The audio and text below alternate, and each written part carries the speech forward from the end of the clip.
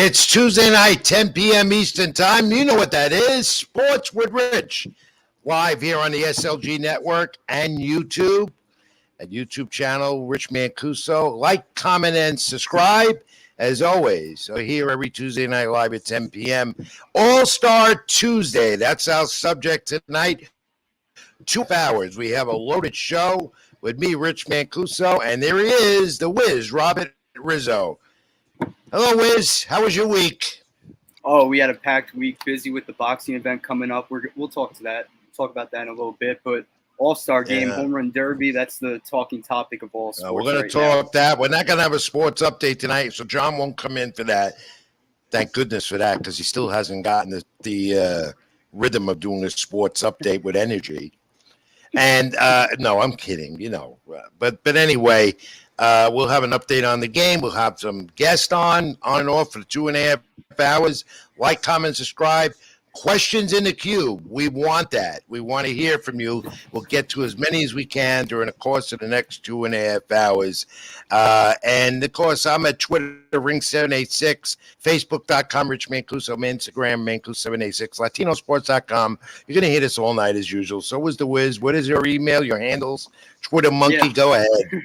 Follow me on Twitter at RobertRiz994, Instagram RRizzo4, Facebook Robert Rizzo, and as always on Latino Sports Daily with articles and content. Right. And now Crew is at the All Star Game tonight in Los Angeles. Later on, Billy Capola, who's a frequent guest on this program, will talk to us live from Los Angeles. And, he'll set the scene, tell us what's going on. We know the National League in this glorified exhibition right now trailing 3-2 in the bottom of the fifth. The game is moving fast. Thank goodness for that. But first, I got a vent. And I want you to jump in this Wiz, because you were a part of this with me. We had an escapade Sunday trying to cover MLS action, big game Eastern Conference rivalry, NYCFC at the Red Bulls in Harrison, New Jersey. And what did you know? That stadium is built in the nowhere land. Very difficult to get to, especially when 25,000 fans are coming, a sellout. Now, the Wiz will attest to this. He's driving the car. I drove him crazy. I kept my temper as best I could. Traffic at a standstill just to get to that damn arena. Now, what do? We try to park once we finally reach, after an hour and a half traffic nightmare to get to that place. No one's giving us direction where to park, media lot, whatever. Finally, no parking in this lot, that lot. We said, the hell with it. We're turning back. And we ended up having a better afternoon checking out the American Dream, the venue for the Abella Boxing Show we'll talk about later on. Anyway, a nightmare of a nightmare. And I ended up looking like this. Where is that photo of me? Yeah, that's it. And that still lingered over all week since Sunday, 2 days ago. Now, Wiz, we go to a lot of events, and I've been to a lot of sporting events in almost 40 years. I've hit traffic nightmares before, but never like this. No, it was the Red Bulls and whoever runs that whole damn stupid operation over there in Harrison, New Jersey, should get their act together. Because on Twitter, we weren't the only ones that were frustrated and aggravated. Fans said this is a common issue when they have a capacity crowd such as this. They got to get their act together. This was disgusting. This was deplorable. And we don't need to stay in traffic nightmare of almost 2 hours to get to a game that we had to work. Red Bulls, Bull of the Week, disgrace. I will never go there again. I'll cover NYCFC here in the Bronx or at Citi Field, but never to Harrison, New Jersey, because that was a damn nightmare, Wiz. It was a terrible nightmare. Seriously, it was one road leading to the stadium. That's where it comes up with the traffic. We got there at 3:15, 3:30. We were less than a mile from the stadium. and we still got into the parking lot at 5:15, and they told us there was no more spots. So just a terrible Sunday. And we missed a good game on top of it. Yeah. I missed covering it. I'm very disappointed. I emailed the Red Bulls PR department, explained my disbelief and aggravation, how anguished this was. I was frustrated. I was angered. I still am. And NYCFC, I'm so glad pulled off the win. I'm going to be partial here. 1-0. They're tied now for second place in the MLS Eastern Division. Great win. Valentin Castellanos Tati with the only goal. And then today I hear that he might be soon, maybe in a day or so. According to reports, Castellanos is going to be gone for NYCFC. He is a leading scorer in the MLS and on the team, probably headed to the league or on loan for $13.2 million. We've discussed this over the past few weeks, how mega stars such as Valentin Castellanos in the MLS are able to do that. But anyway, the nightmare is over. I'm going to forget about it. Let's move on. I'll never go to Red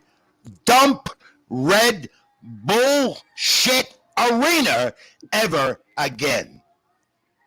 Let's change gears. Calm me down, Wiz. You know how to do that to me. I know. Let's talk some baseball. Yeah, let's talk about the glorified exhibition Major League Baseball All Star Game. Let's talk about the home run derby last night. Let's talk about Juan Soto and the fact that he is the biggest superstar now in the game. He won the derby last night. Good contest, and he beat out a good one. You know what?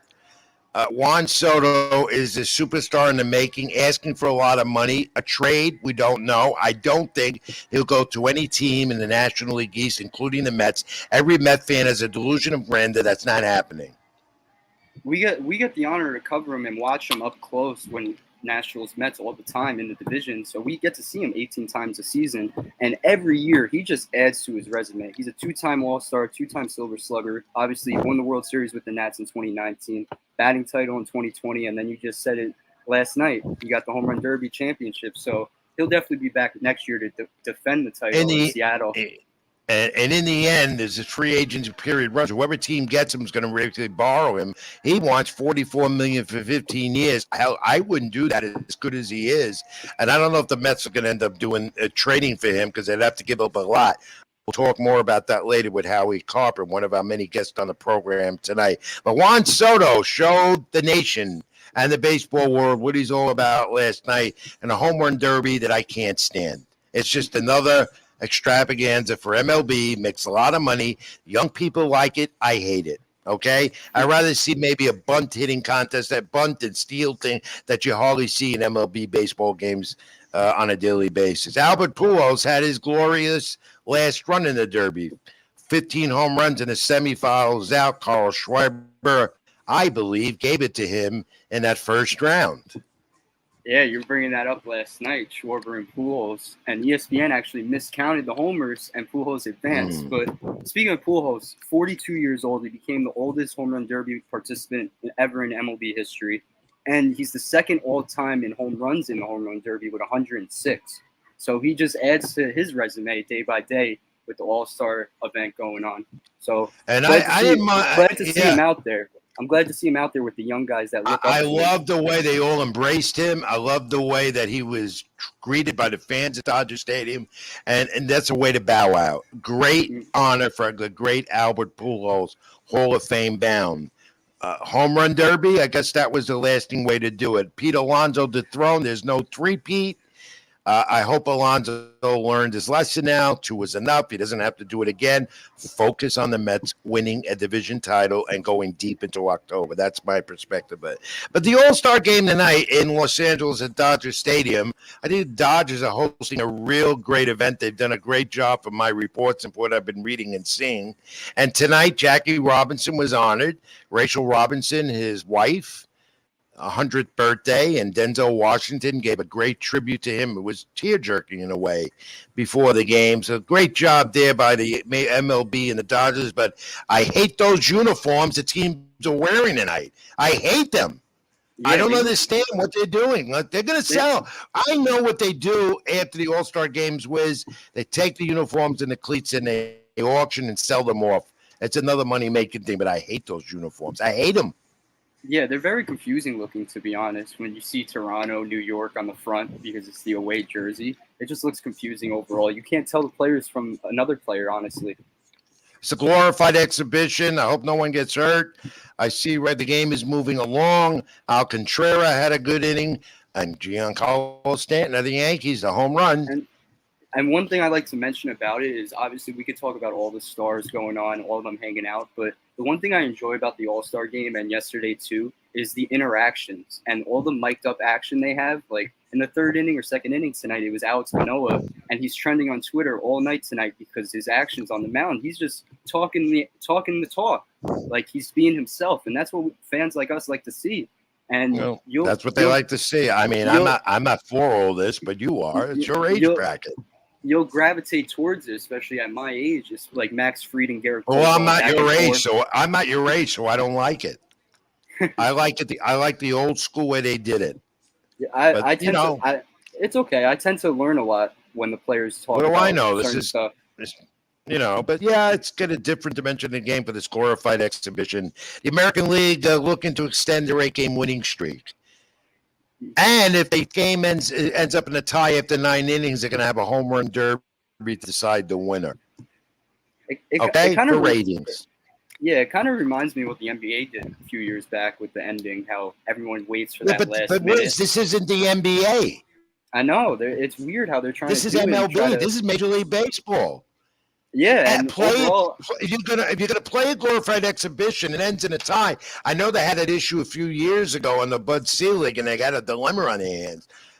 Play extra innings, end it that way, the way baseball should end, and use that stupid ghost runner that they used during the season. Thankfully, that ends next year. Okay. So Juan Soto, a highlight. Cedric Mullins of the Orioles, as the Orioles team ended the All-Star break 500. A hot team in the American League East all of a sudden shooting for a wild card. What is it about Cedric Mullins that you like? I think he gravitates the whole clubhouse as a whole. Last year, he was 30 home runs, 30 stolen bases. Not many guys are on that list. And for this season, he's batting 256, 7 homers, 36 RBIs, 93 hits. So he's leading them on offense. And they had a winning streak. What was it, 12 or 13 games? In that 13-game winning streak, he was 13 hits, 6 RBIs, 3 stolen bases with a 322 on base percentage. So, and in years to come, you're gonna see more Baltimore Orioles in this All-Star game in years to come. Rebuilding young and good, along with Julio Rodriguez. Let's put his photo up again. 32 home runs in that first round of the Derby and 31 in the second round. Home run power. Superstar now for sure in MLB. The Seattle Mariners ended the first half, a 14-game winning streak. Another team eyeing a wild card berth in October, and there's a reason why. Julio Rodriguez. Yeah, although he lost the Derby, he stole the show last night. Everyone was talking about Julio Rodriguez, and to talk about the financials, he's making $700,000 overall for the whole season. Last night, for coming in second place, he made $750,000. So it's a big night for these young guys. Yeah, 21-year-old, and it was kind of his. I said it's all about the money, Wiz. It's all about the money. Yep. By the way, Mike Trout is there. Didn't play in the game because he's hurt, but this week said he's going to captain USA baseball team in the WBC Classic next year. Another bogus thing that MLB can't get right, in my opinion, but WBC returns. And baseball, Major League Baseball has to explain now, as Congress said, their impact on stripping minor leaguers, an antitrust exemption right now. That came out today. MLB has to answer. Commissioner Ron Manfred. Minor league players are not being paid proper money. I don't blame them. They don't get paid for the road expenses all year round. That's what they want. Congress is involved now. I don't agree with that, but it's coming to a head right now with Congress and MLB and the Commissioner, Bob Manfred. All right. The Yankees, Red Sox series this past week going into the break. Garrett Cole, an All-Star tonight. Rafael Devers of the Red Sox. And it seems like Devers owns Cole. Owns him. Yeah, for sure. He entered Sunday. He was batting .304 with 6 homers against Cole. And in the first inning, Cole threw an inside fastball right up on him, and he actually fell to the ground. And for that, pitchers are just trying to make their zone and say, listen, get off the plate. And that's exactly what he did, because Devers ended up going 0 for 3 against Cole on Sunday. So that was a big momentum shift in that specific matchup. And the Yankees won overall 2 out of 3 in the series, I believe. Yeah, they scored like 28 runs in 2 out of 3 games. They went back to normal. When everybody said the Yankees were going to have a swoon, they're not going to play 700 ball, I don't think, the rest of the way. However, they still scored a lot of runs. They showed. And the Red Sox pitching is atrocious. We know that. But the Yankees pitching's been phenomenal, as well as they're hitting again. And Derek Colo and Nasty Nestor Cortez, another all-star tonight, in the second half have to learn not to give up so many home run balls. That could hurt them in October, Wiz. Yeah, for sure. It could hurt them in October. The solo home runs, that's their biggest issue. And I feel like we bring it up all the time. Each outing, Cole gives up at maybe like 1 or 2 solo homers, to be exact. And if he can settle down on those, then the Yankees will be fine. Right now, he's tied for second with most strikeouts in MLB. So he's doing his thing when it comes to being Garrett Cole. But innings per home run is a lot for Garrett Cole. And that could hurt the Yankees in the postseason. All right. This guy, Pete Alonso, comes into the break as the Mets resume play Friday night at Citi Field against the Padres. Did not repeat in the home run derby. There he is, concentrating before he got to the spectacle for the semifinal that he lost. National League leader in RBIs with 78. He could have 140, 145 by the end of the year. Yeah, for sure. Alonso's doing it all. It's not just the home runs. He's putting the ball in play, contact level hitting. He's batting .265, 24 homers, 91 hits, and as you said, the 78 RBIs that leads the league. 339 on base percentage. This guy's getting on base no matter what. Walks, hits, he's doing it all. And my only concern is that he didn't get hurt last night. He didn't. He's probably drained. I hope he's in the lineup. A couple more days off for the Mets resume play on Friday night. And I hope Alonso's okay, because I still think that derby takes a lot out of you. It's happened to many over the years. I wrote a post on Facebook about the derby a couple of days, in fact, yesterday, and I got bombarded, of course, by fans saying, some of them agreed with me, a lot of them didn't. And a lot of them that agreed with said what they said because they're your age demographic. They love it.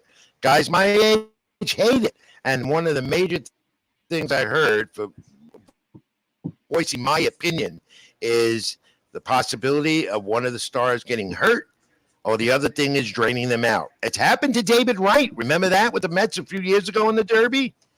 He was never the same. That. Mm-hmm.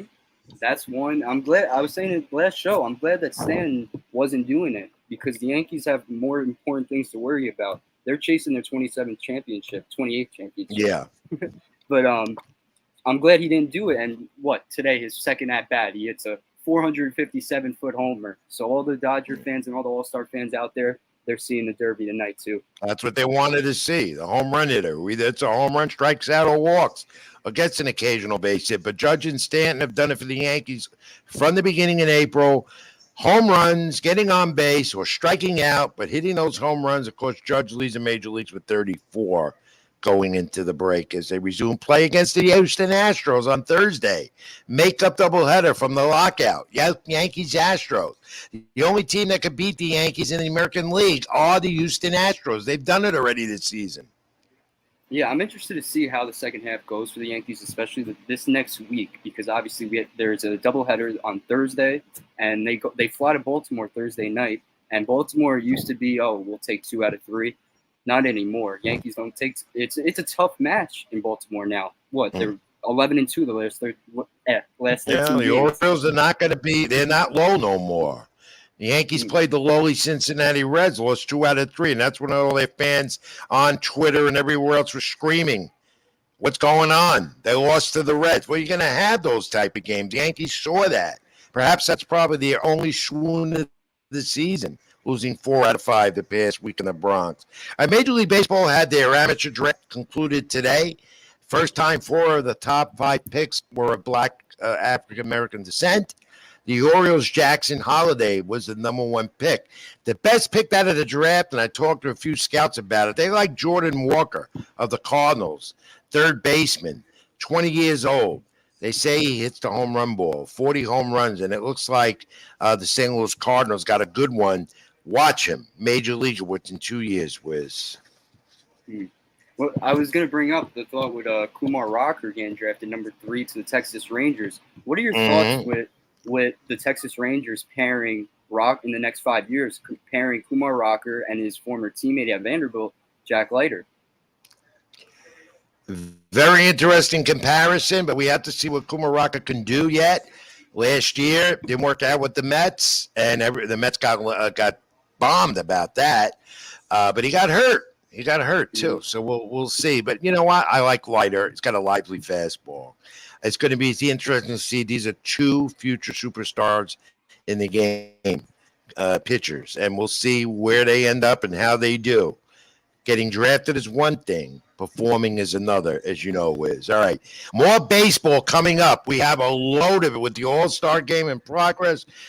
3-2 American League, top of the 6th right now as we pay attention to that, do our program. We want you to like, comment, and subscribe. I'm Rich Mancuso. That's Robert Rizzo, the Wiz, here on the SLG Network, Sports with Rich. Live every Tuesday night, 10 p.m. Also on YouTube, my channel, Rich Mancuso. Your questions, comments in the cube. If you're watching the All-Star Game and want to get us afterwards, we'll be here at least at 12:30 a.m. Eastern here in New York. Fact of the week, here it is, and try and get the answer. And what do you think it pertains to? No one will get it, I'm sure. And if you do, you get the Aaron Judge bobblehead. Trying to give it away for a month. It's still here. Here you go, Wiz. You ready? Fact of the week. One team, it pertains to the All-Star Game, being it's All-Star Tuesday. One team had one representative except 1 year. One Major League Baseball team had only one representative except 1 year. They had no representative. Do you know what year it was and what team it was? I got a few options, but I'm going to wait till the end.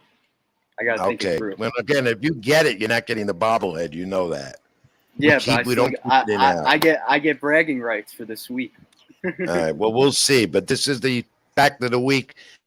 Try and get it. Leave us your question and answer in the cube. One team had one rep except 1 year. They had no rep. What year? What team in the All-Star Game? All right. Coming up. Keep It in the Ring starts early tonight. We'll talk to pro fighter Raymond Cordaro, who's on the Abella boxing card this next Friday night. He's creeping up on us at the American Dream in East Rutherford, New Jersey, which we televise on the BXNG TV network, where I'll be commentating with 2 others at ringside. And your questions and comments in the cube. So we'll talk to Raymond, do Keep It in the Ring, more boxing news, and the pro wrestling. Me and John will go at it with that. Sports Rich coming right back at you on the other side. Stay with us.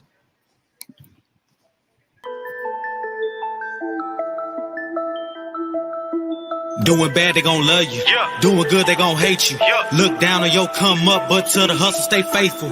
Big goals by the rate full. Drip everywhere, that's wasteful. Accent color, that's tasteful. We front and center at the tape. Got 3-5 in my blunt. Yeah. 4 extra mud in my cup. Yeah, I'm feeling that. I'm feeling that. I'm feeling that. I was out of luck. Yeah, now my money up. Yeah, they feeling that. They feeling it. They feeling it. Show her in the truck. Then throw it in the guts. Yeah, she feeling that. She feeling that. She feeling that. Niggas talking tough. Yeah, till we pulling up. Now he feeling that. He feeling that.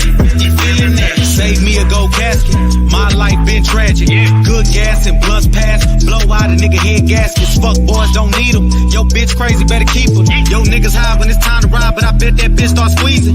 Smoke sessions in the evening.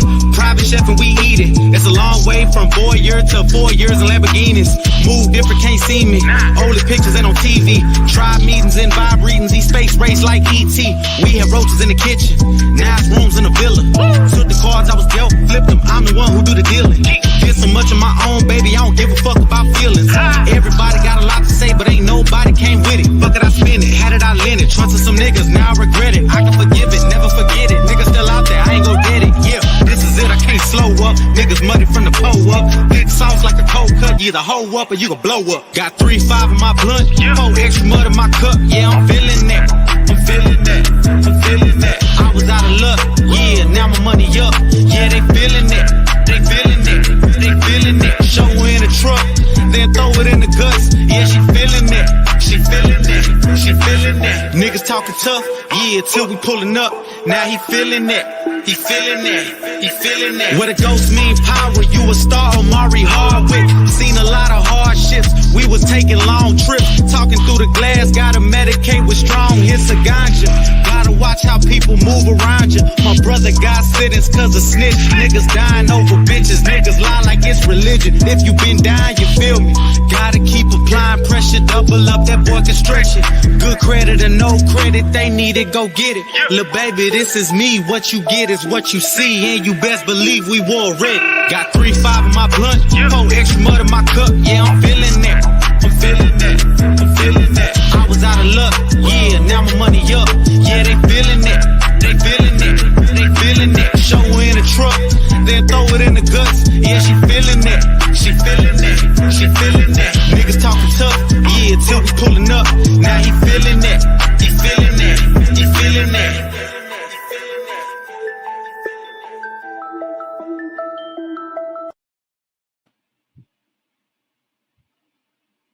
What's popping? I love that. Don't you, Wiz?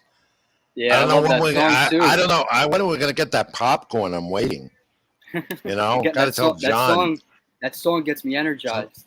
I know. You're always energized. Even in that traffic jam Sunday, you were energized. I don't know what it is. I don't know. You young puppies, I don't know what it is. You don't lose your patience. You don't scream at anyone. When I got the Mets, I got the Mets or Yankees on the radio, I'm all good. Obviously, and a coffee cup in your hand. Always got an iced coffee in his hand. You meet this guy, the first thing he has is an iced coffee, energizes, or he eats a cheeseburger, French fries, or a slice of pizza. That's all he does. And he don't get fat. I don't know. It just sounds like baseball. It's that baseball diet. Yeah, it does. Yeah, well, baseball, apple pie, what is it? Apple pie, popcorn, hot dog, whatever it is. I don't even think they do that anymore. You go to a ballpark, costs you over $30 to eat. Oh, right. Right. Enough of this. Sports with Rich here, SLG Network, YouTube Live, Rich Mancuso, The Wiz, Robert Rizzo. More baseball to come. Keep it in the ring time. And I think we have a young man waiting in the cube. Of course, you want you to like, comment, and subscribe. Ask a question in the cube or comment. We'll get to it. Do we have Raymond Guardaro on? Is he there? Is he ready for us, John? Hey, what's up, there guys? he is. He's coming in. There he is. You'll see where he is. He's known as a scientist, and sitting in that chair, he looks like a scientist, but he's a pro fighter. He's Raymond Guardado. He's a featherweight out of Ridgewood, Queens, New York, 26-year-old, and he's in a 4-rounder coming up at the Abella Boxing promotion card at American. Let's put that poster up again. There's Raymond at the American Dream in East Rutherford, New Jersey, next Friday night. Headline 8-rounder Julian Rodriguez, top-ranked former fighter and contender, and on the comeback trail. And this young man, Raymond Guardaro, the scientist, a part of this great card of Abella Boxing. Hey, Raymond, thanks for coming on with us. I know you've been busy. Hey, thanks for having me. I couldn't miss out on this opportunity here. Well, we always like talking to fighters and especially aspiring young guys like you. How long you been in the ring as a pro now? As a pro, a little over a year. I started last April. Had my pro debut out in Philly, then got the chance to fight at home in the Garden October of last year. I fought again in Queens earlier this year, and now we're in Jersey this upcoming week. So what is your pro record right now coming in? Right now I'm 3-0, 1 knockout, and I'm looking to get that second knockout next Friday. Okay, you have an orthodox style, and everyone's been asking me the last couple of days because I've been promoting you coming on the program tonight. How did you get the name The Scientist? It's funny you asked that because when I was a kid at my first ever regional tournament, 13 years old, I didn't really know anybody too much. And believe it or not, my hair was messier back then and the glasses were bigger. And so I looked like a little nerd going into the regionals. And I was a little kid light as can be. Wish I was that light still, but you know how it goes. And I had fought the favored against a kid from Jersey, and I just schooled him with basic fundamentals of the sport, basic footwork, head movement, and technique. And I just made it look so easy in there. And one of my teammates, who's happens to be fighting next weekend on the Danny Garcia card, Junior Union, I call him Sugar Boy. He's fighting next Saturday on the Garcia card, and he was like, "Yo, you look like a scientist in there. You know, you made it look easy." And that has stuck with me since It's I stuck. was Yeah. 13. And when I went pro, I already knew that was the nickname, the moniker I was gonna go by in the ring. First off, thank you for joining us on the SLG Network, Raymond. We appreciate it. Of course. And you were mentioning before, you just started your 3 fights in at pro, but you've been at amateur for a while now. Since going pro, what have you learned throughout the 3 fights? It you take it as it comes. You know, you can't underestimate any opponent because again, all it takes is a fighter's chance. One punch is all it takes. So you never want to look down on your opponent. You want to look at them as an equal, but at the same time, don't give them that much respect. And it just takes a certain amount of confidence to step into that ring, and you got to give credit where credit's due. But at the same time, you just can't let them know. You have to let them know that they're just not on the same level as you. And you Good being from, response. yeah, great answer. You being from Ridgewood, Queens, we talked about it off air, but you're gonna have a big fan base traveling to Bergen County Fight Night too. What's that like for you to have your family, your supporters, your friends all coming less than an hour away from your hometown? Yeah, it's a comforting feeling to say the least. But I wanna give a big shout out to the Filipinos out in Jersey that are supporting me as well. Um, the promoter is Filipino as well, and that's awesome news. The Filipino community is So very close knit community. you're Filipino, and we saw you And in the Puerto gym the Rican. other day, And and Puerto Puerto Rican. Rican. That's very interesting. So you're gonna have 2 types of fan bases coming to see you, Yeah, and and there's a that's lot gonna be of exciting.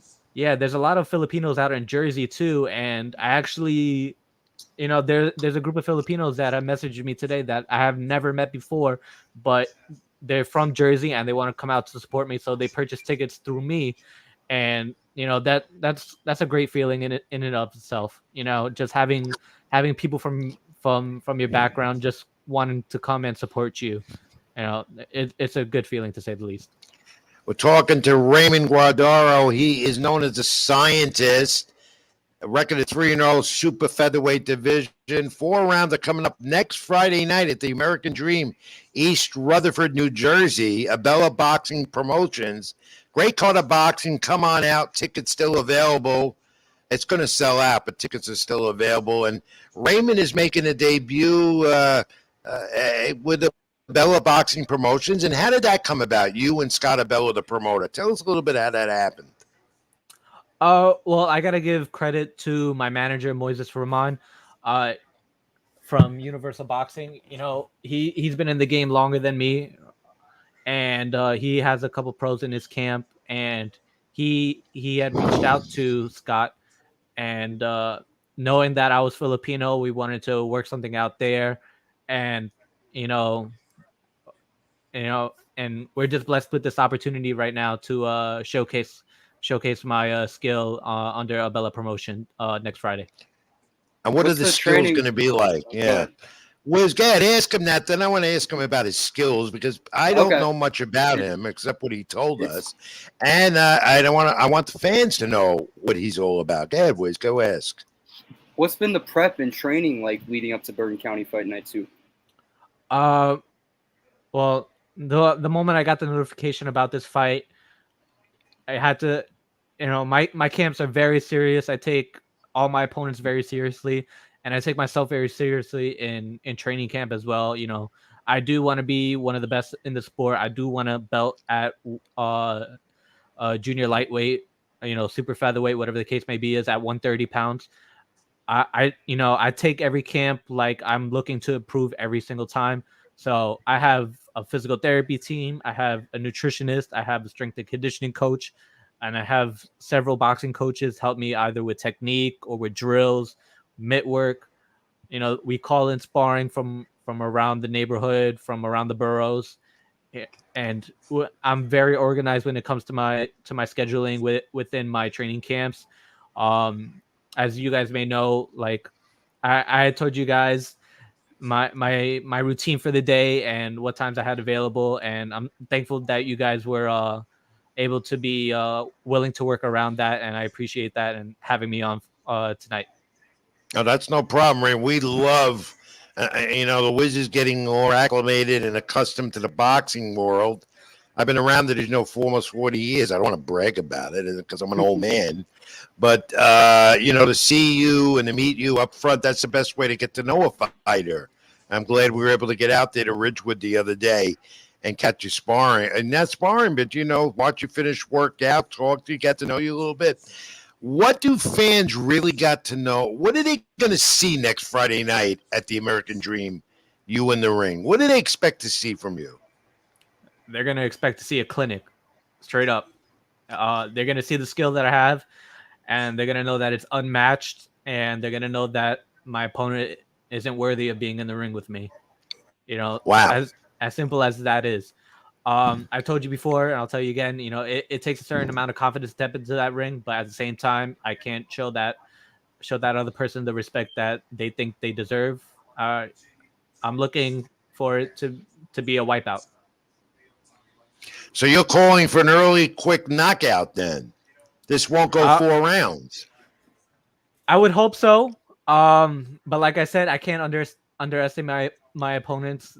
They've had almost about the same amount of time to prep as I have. This guy has more fights than me. He's more wins than me, and so it's a perfect opportunity to showcase What's the name of my skills. What's his record? Look up his record. What is his opponent's record again? I failed to look that up before we came on the air, and I know we should have that available. Raymond, that's a bold statement. Any fighter who says they're going to go in there right away and dispose their opponent early has a lot of confidence, and I know you do. But you know how boxing is. And if it goes to decision, you know how the judge is going to do it. So I would assume that you're going to try and out-jab the guy and use your footwork to the best of your ability. And you are known as a scientist, so I assume you are a good technical fighter as well. Definitely. Most definitely. I want to showcase my skill to the best of my ability and showcase my speed, my technique, and just my boxing IQ to say. That's where I got the scientist moniker from. It's just having the ability to showcase my boxing IQ. Yeah, Ray stands 3-0, 1 KO, and he's facing Andrew Bentley, 5-5 with 1 KO for next Friday night at the American Dream. So you're going with a guy that's got a little more fight experience than has been in there more than you, and you probably haven't seen any. I assume you haven't seen any film art. Unless it's on Instagram. Fighters like to put up a lot of their sparring and fights on Instagram today. Yeah. So, you're going to go in there and I guess you're going to use your instincts. I would assume you do that. Yeah, definitely. Like I said, the scientist, I call myself that for a reason. I've been in the game for a while now, and I can adjust very easily. I can adapt and just do what I need to do to take over the fight, take over the pace, take over, take control of the ring, and do what I need to do to win. How do you feel about being on the undercard of a headliner like Julian Rodriguez? Have you ever met Julian before, Hammer Hands? Yeah, I'm sure I've met him before at the regionals when we were teenagers once before. I used to know people that worked around his camp as well. And it's nice to see things come full circle and be on the same card once again. We're just about 10 days from we're just 10 days from the fight card. Have you chose your walk-up song, your fight introduction song yet? Yeah, so a little thing you guys need to know about me is I'm a very big fan of anime. So all my outfits are anime based.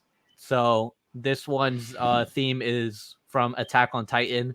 So I'm going to be playing the intro of the latest season. The song is called "The Rumbling," and it's I have from. no idea what that is. You got me. I have no idea.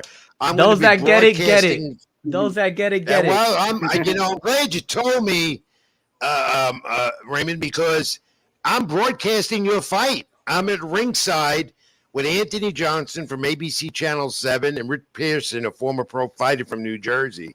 And I'm finding out something now, and I'm glad I'm tuned in on that because I have no idea what you're talking about. I know, but it does make sense to scientists coming out with something like that. Do you watch many fights? Do you study the sport? I do my best to stay up to date on recent fights that have happened. This past Friday and Saturday there were fights that happening, and I was watching them throughout the night. I made sure I made time, even if it was like during a workout. Let's say I was on a treadmill, I had it on my phone while I was doing my workouts. So yeah, I try to watch and implement anything that I see into my training program, so that way I could see if it works within my routine and within my style. And I try to do the best that I could to imitate certain styles that I can adapt into my own. And do you do anything that do you know Manny Pacquiao, Filipino, who won an 8 division champion that no one's done that in the sport before. Do you watch his fights? Did you look up to him at all?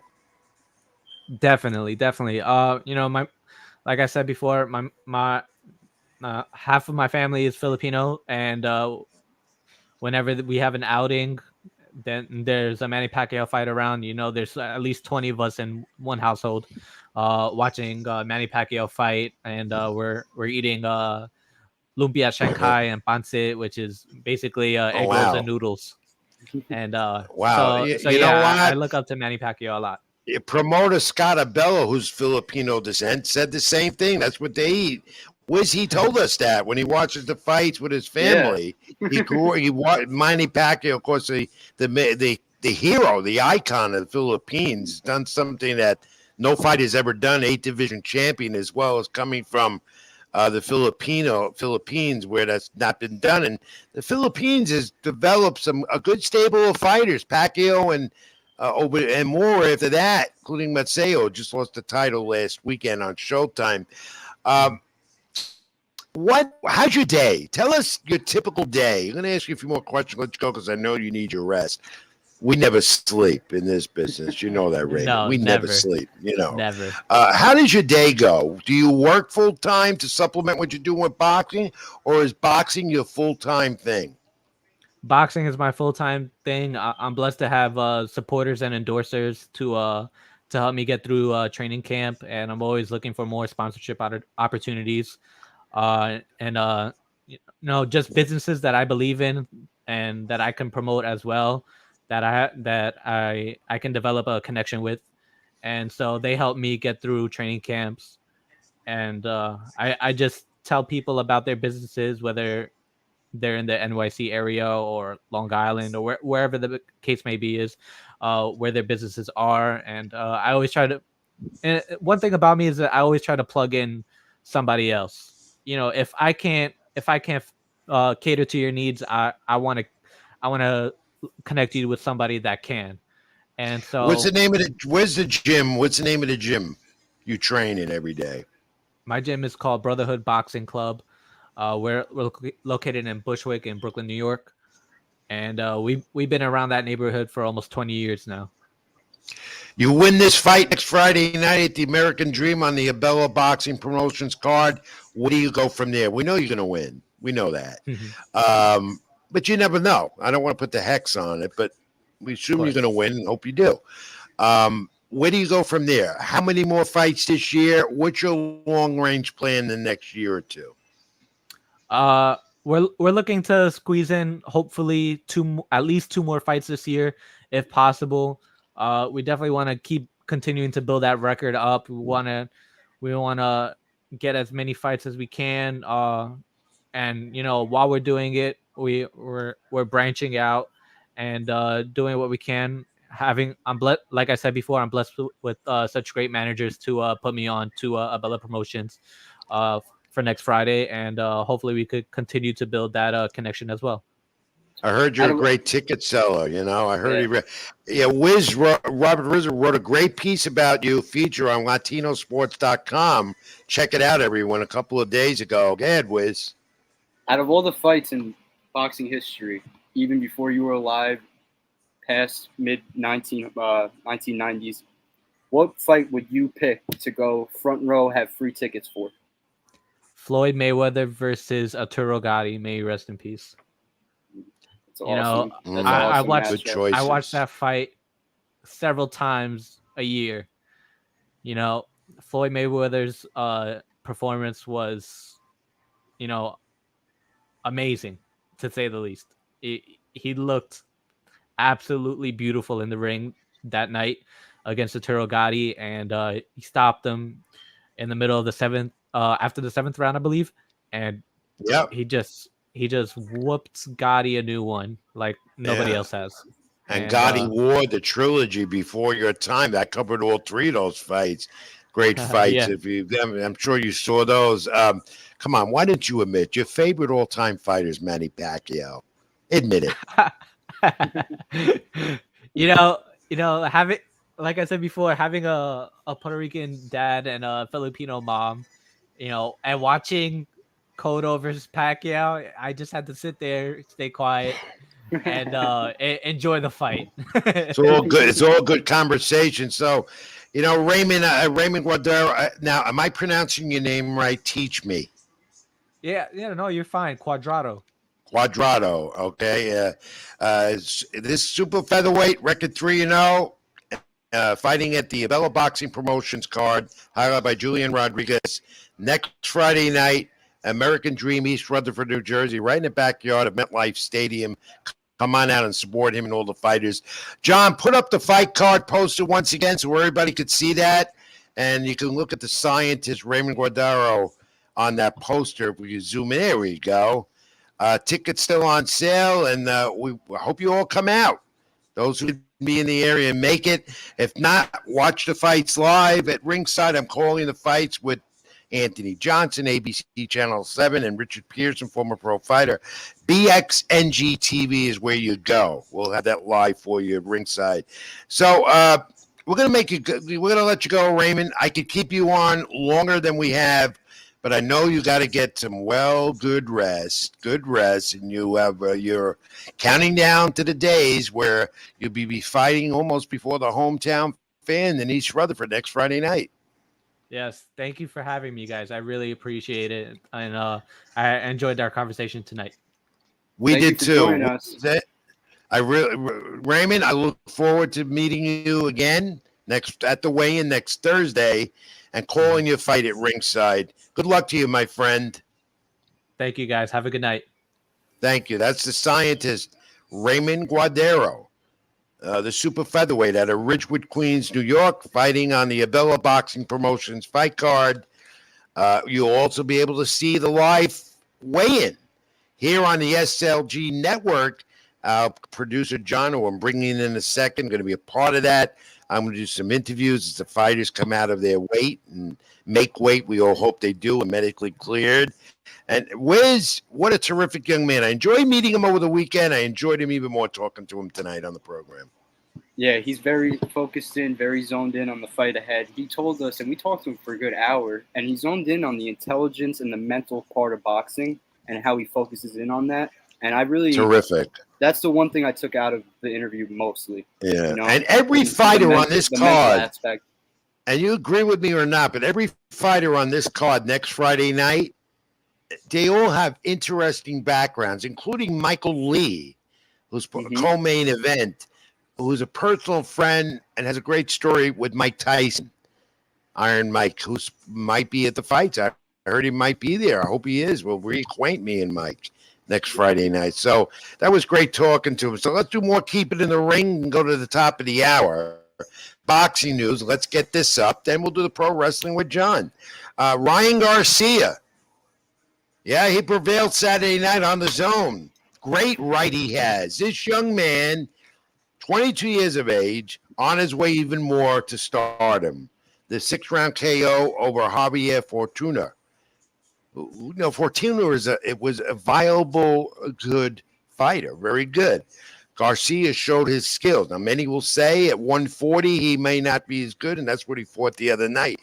Division that includes Brandon Lee, Regis Progress, and maybe Devin Haney if he goes up weight. A lot of lightweights are going to test 140, including Teofimo Lopez, who has a fight in 2 weeks at 140 in his debut there. Ryan Garcia wants to fight Gervonta Davis. Put that guy's picture up.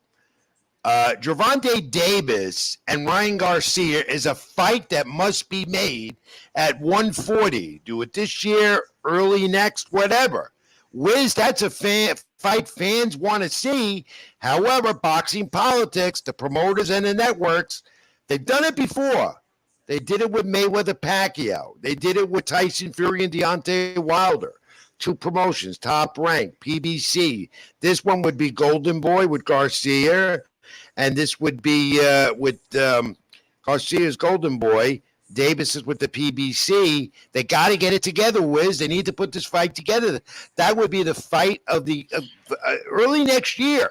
The fight fans want to see a fight like that, and the promoters and networks have to do it.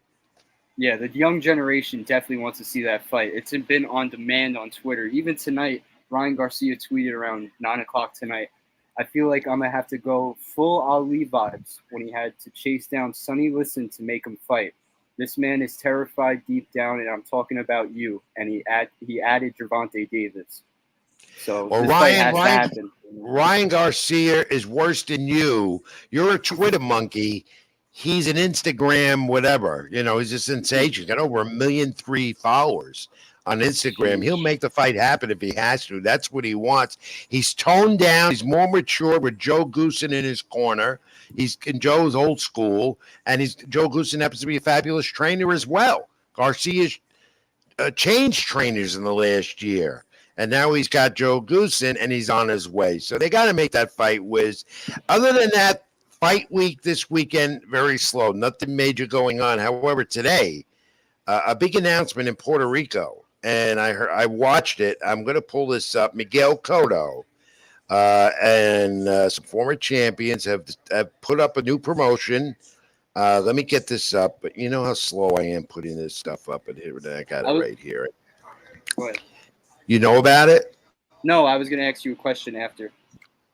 All right, hold your thought. ProBox TV promoting 15 events on the platform through 2023. Miguel Cotto, the first 4-division champion from Puerto Rico. ProBox founder Roy Jones Jr., the former light heavyweight champion, cruiserweight champion of the world, Hall of Famers. Juan Manuel Marquez involved, a former champion. Antonio Tarver, former champion, super middleweight. Paulie Malignaggi, former welterweight, junior welterweight champ from New York. The first Cotto Promotions event, August 19th. All Puerto Rico events taking place at the Coliseo, Roberto Clemente Coliseum.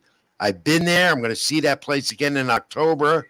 And then they're going to take the events next year into the States.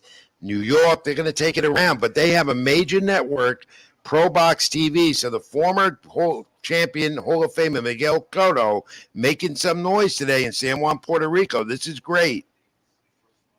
For sure. No, that will drive the boxing up for sure across the sports industry, because people like us, my age, they will dig into that for sure, because I didn't watch Miguel Cotto growing up.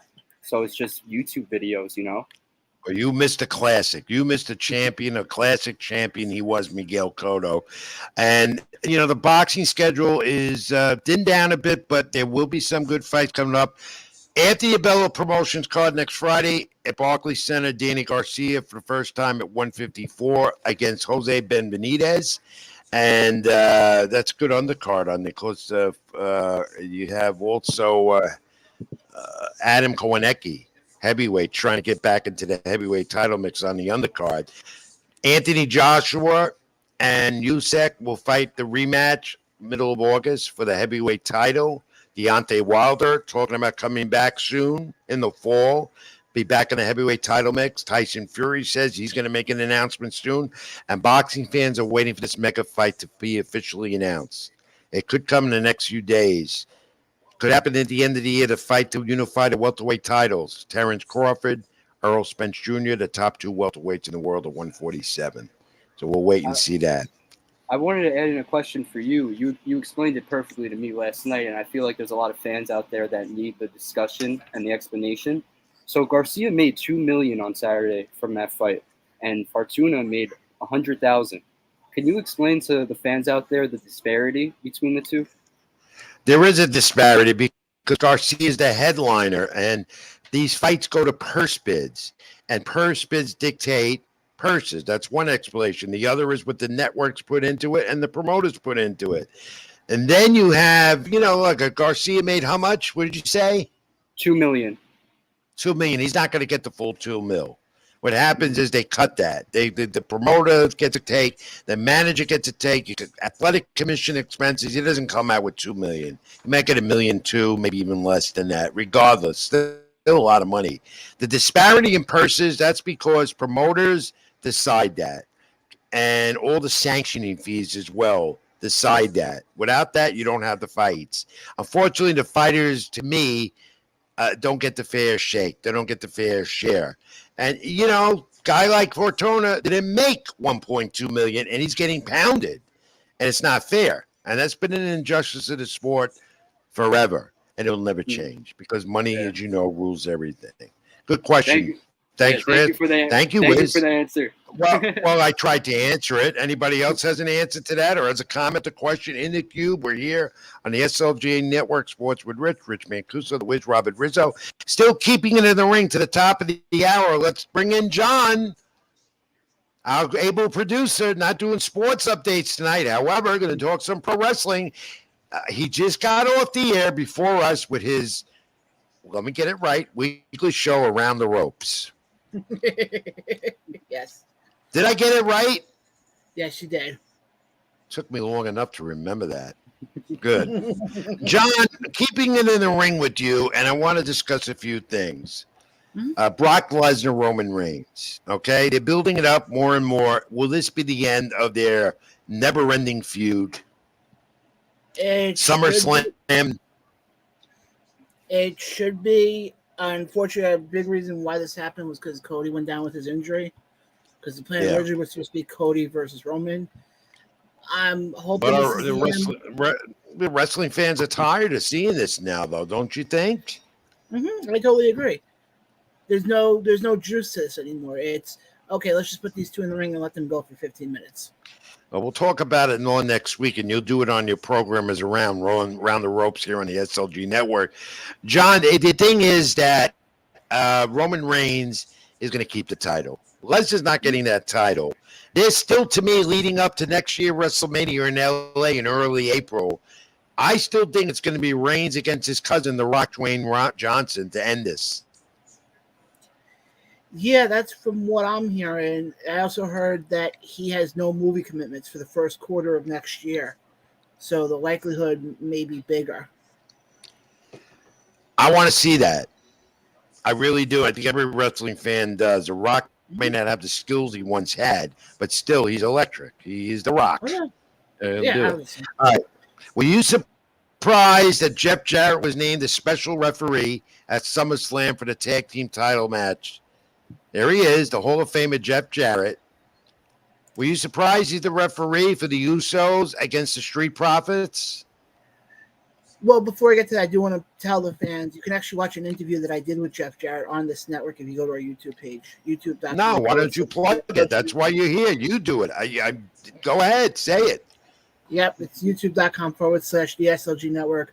I had the honor of interviewing Jeff Jarrett about a couple months ago, around the time of Double or Nothing. So definitely check that out. I have to check it out. Yeah.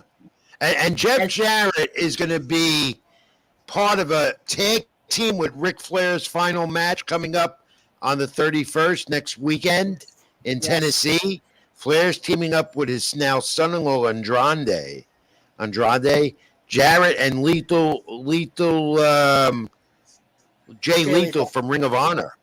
I find it interesting how Ring of Honor getting involved here, and Ric Flair last match, and him and Jeff Jarrett, which I don't think will be much of a match. I don't even know why. But look, tag team obvious, so Flair don't get hurt. He's got a pacemaker, for Christ's sakes. Yeah. That we talked about on our show earlier. We think Andrade and Jay Lethal will take most of the bumps in that match. What do you think about Kenny Omega? It said he's coming back finally with AEW, and All Out pay-per-view is his return. They say he's coming back. Did you hear that today? I did hear that. I am glad he's coming back. Wake up, Wiz. We're talking pro wrestling. Wake up. I'm here. I'm here. As far as Kenny coming back, I'm glad he's coming back.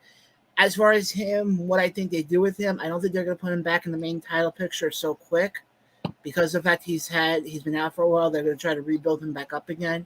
They don't need another injury already. Without CM Punk and Bryan Danielson, they're hurting. The product's not the same without those two good stars in AEW. Even though, still, I think Moxley is holding his own there. And this match tomorrow night on TBS, AEW Dynamite, Chris Jericho and Eddie Kingston. I think we got a photo. There he is. Chris Jericho, the veteran, rumored to go back to WWE, which I don't believe. That's going to be – I'm going to watch that. There's nothing going on tomorrow night. No baseball, no nothing. So AEW should do good in the ratings tomorrow night on TBS.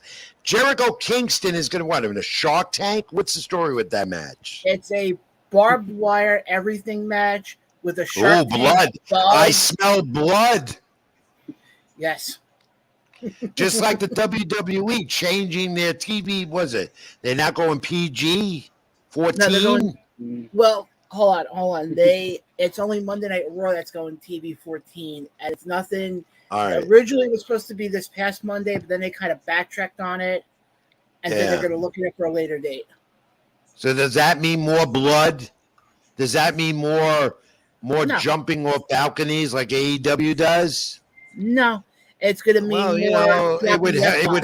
It definitely would help their product. That's for sure. But I'm looking forward to Jericho and Kingston tomorrow night. Wiz, you got to watch that. I'll tune in. There's nothing else going on. Baseball. That's going to be real blood. I mean, I don't preach violence. I'm supposed to be a violent person. This is pro wrestling the way it was. I remember Blood Wars years ago growing up. Bruno Sammartino always had blood. It was always Sammartino with blood. It was always Killer Kowalski with blood. God, I remember Abdul the Butcher. And I've talked this on Around the Ropes show with John. Abdul the Butcher used to just hit his head and blood would come out. One that reminds me when I was younger is WrestleMania 22, I believe. Mick Foley versus Edge. That was a bloody match. Blood match, yeah. All right, so that's tomorrow night. All right, John, get back to you later. I'll check in with you. No sports updates. We're going on a break, so hang on. I'm coming back with Howie Carpenter and talk more MLB and the All Star Game.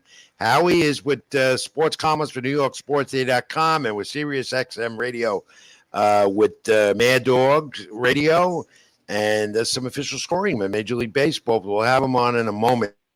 But first, we're going to take a brief time out. The fact of the week answer, again, if you can get it, comment in the cube. One baseball team had only one rep, except 1 year. One team had one rep except 1 year. What year was it and what team was it in the Major League Baseball All-Star Game? Get you the answer if you don't get it. If you get it, you got the Aaron Judge bobblehead. All right, I'm Rich Mancuso. That's the Wiz, Robert Rizzo. We're live, Sports with Rich, here on the SLG Network and YouTube, my page, Rich Mancuso. Like, comment, and subscribe. Back with Howie Carpenter after this brief timeout. Stay with us. What's good, everybody? My name is Caleb from the Bayou City Boys over here on the SLG Network. Happy to announce that we are now working with Dano's Seasoning. So if you're anything like me, you meal prep all the time, Dano's is the way to go, man. They got multiple flavors. Hit them up. Be sure to use our code SLG Network. Appreciate every single one of y'all. Peace. Spending money like it's nothing. I don't don't have a budget. Please don't get offended when you see the kids stunting. Got my queens with me, but it ain't no Scarborough bluffing. See, I'm riding solo while dependent bitches cuffing. I got all I need, me, myself, and I just love it. I've been gone. Oh, I thought.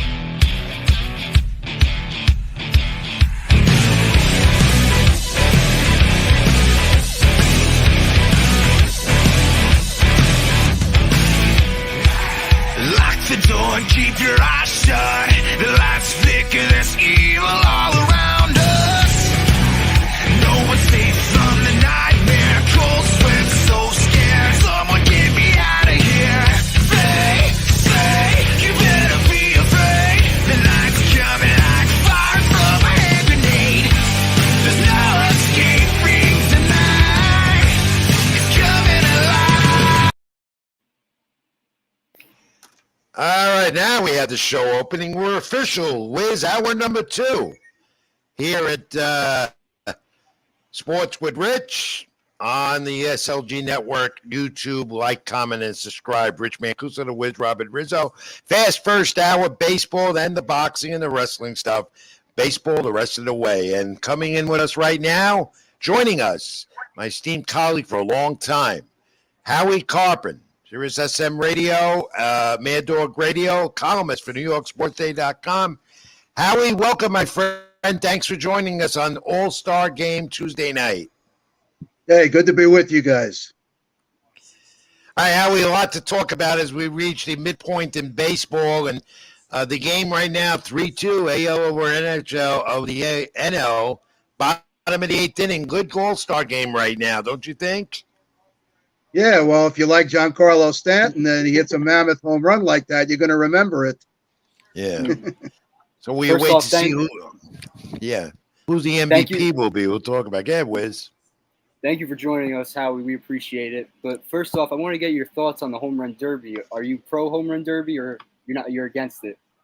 I could take it or leave it. It's a nice event for the off day. And, when you have guys hitting bombs like that, it's interesting for a while. But, if you're a Yankee fan or a Met fan, you just don't want to see any guys get hurt in these exhibitions. Exactly. So you're happy when the whole thing is over.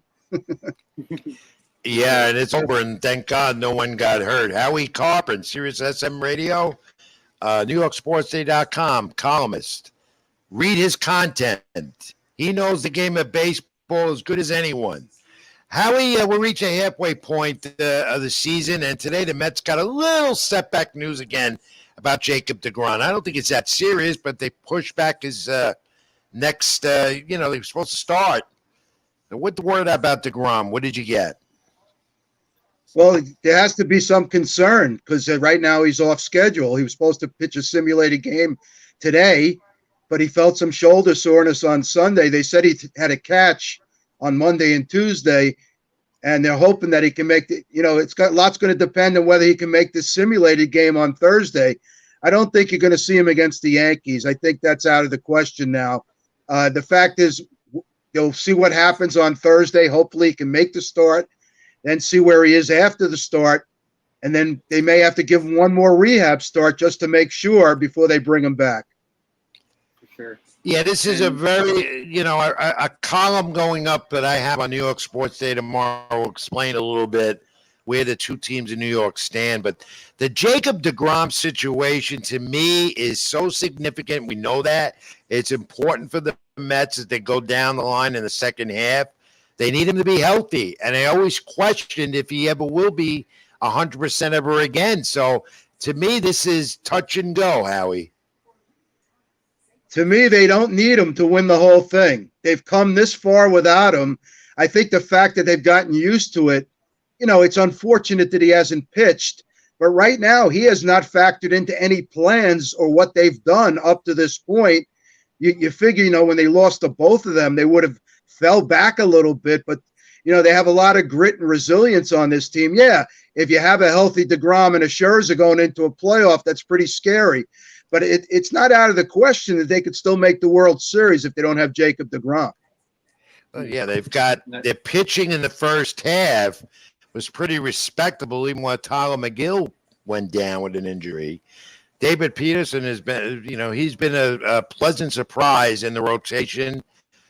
Chris Bassett, you don't know, on and on. Carrasco's been pretty good. I think the starting rotation will be fine as long as then Scherzer stays healthy, which leads us to the trade market. Do the Mets go out and get a starter or more bullpen help before we talk about Edwin Diaz? I think they focus more on the bullpen. If they can grab a starter, fine. But I think the bullpen is the priority right now. As you said, Rich, you're getting some good starting pitching from Taijuan Walker, Carlos Carrasco, and Chris Bassett. You put those three with Scherzer, that's not a bad foursome.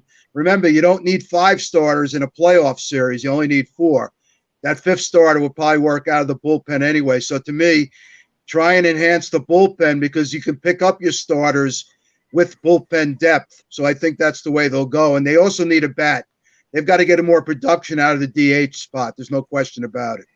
Oh, no doubt, Howie. Yeah. And you two brought up Edwin Diaz. He's pitching tonight most likely in the All Star game. He has a 1.69 ERA, 75 strikeouts, and 37 innings pitched. So he's the soul of that bullpen. What have you thought of Edwin Diaz this season with his free agency looming? Well, he's been terrific. I mean, this is what they expected when they got him from Seattle. Yeah, he's going to be great. They still have to, build the bridge to him. That's going to be very important to give him those save opportunities in the playoffs. A lot of Met fans were down on Diaz his first few years, and rightfully so. But he's come back, and he's pitching as well as he ever have, with Seattle. For sure. Edwin Diaz, as how he's, me. I was one of the skeptics about him. I honestly didn't think he was going to make it through, but he showed signs of coming back last year. 50% strikeout ratio plus innings pitched that he's got. Best reliever in the game right now. Hope he stays healthy and he keeps it up. Don't underestimate the impact that James McCann has had on him, despite the Met fans not liking James McCann. McCann has helped Diaz big time because Diaz knows he's got a confident catcher back there who's going to play defense and block balls in the dirt. So when he had poor catchers back there, that's when he used to leave the slider up because he felt he couldn't throw it in the dirt because nobody would block it. Now you got a guy that he has confidence in, and he's able to get guys out. You bring up a valid point because some of the scouts at the ballpark have told me that. And one of the reasons the Mets acquired James McCann as a free agent with the contract with 2 years, what is it? 4 years, 40 million, was it? 4 years. Right? It's because not so much of his bat, but his defensive play behind the plate. Excellent defensive catcher, which I've heard from former teammates of his on the Chicago White Sox. Well, you watch the games, you can see it, They brought him here for his defense, not for his offense. And his place in the lineup should play better if they had more production from the DH spot. The fans are looking at his offense, but he's your 9th hitter. You didn't bring him here you want him to get some hits for you in some spots, but he's not a 320 home run type. That's not his game. No, never was. Exactly. Right. The talk of the town for the next week or so is going to be Yankees Mets with the Subway Series coming in. But my question for you is the Braves Mets, they're going to be wire to wire for the whole season. So this Yankees Mets matchup, it really doesn't matter for the future. Braves Mets, it has 15 more games for the rest of the season. So what are your thoughts on Mets Braves going into the second half? Well, that's going to determine who wins the East for sure. The Yankees-Mets games are more emotional for the fans. The teams look at it as just another stop on the regular season schedule. They only play 4 times this year. So, you're hoping maybe that down the road they meet again in the World Series. But the Mets have to deal with the Braves first, and the Yankees have to deal with the AL East competitors. Let's switch over to the Bronx before we go into other matters of baseball in the limited time you have with us tonight. Howie Carpenter, sports columnist, New York Sports Day, also Sirius XM Radio, Mad Dog Radio. Aaron Judge, we talk about Pete Alonso, what he's done, National League RBI leader, and his consistency of doing that. Let's talk Aaron Judge. 34 home runs right now, wide leader, leads Major League Baseball in home runs. How many is he capable of hitting? We know he's healthy. He does strike out. All good home run hitters do. How many home runs does Judge end up with? And as I keep saying, MVP in the league at the end. How many home runs you think? I'd say about 55, 56. I think he'll slow up in the second half a little bit. And if they have a big lead, they're going to rest him a couple of times and not play him every game. He'd have to go on a real tear to catch Maris, even with the total he has now. You see a lot of guys, they start off fast and then they stumble a little in the second half. He's not concentrating on hitting home runs. He wants to win. He wants to get into a World Series, and that's the most important thing. But I think he'll end up in the mid-50s. The contract year as well. So he's looking for that contract. He always says that's not on his mind. Deep down it is. It's not playing like that is on his mind. But, he might be worth more money than they're talking with Juan. So I don't know, with Soto.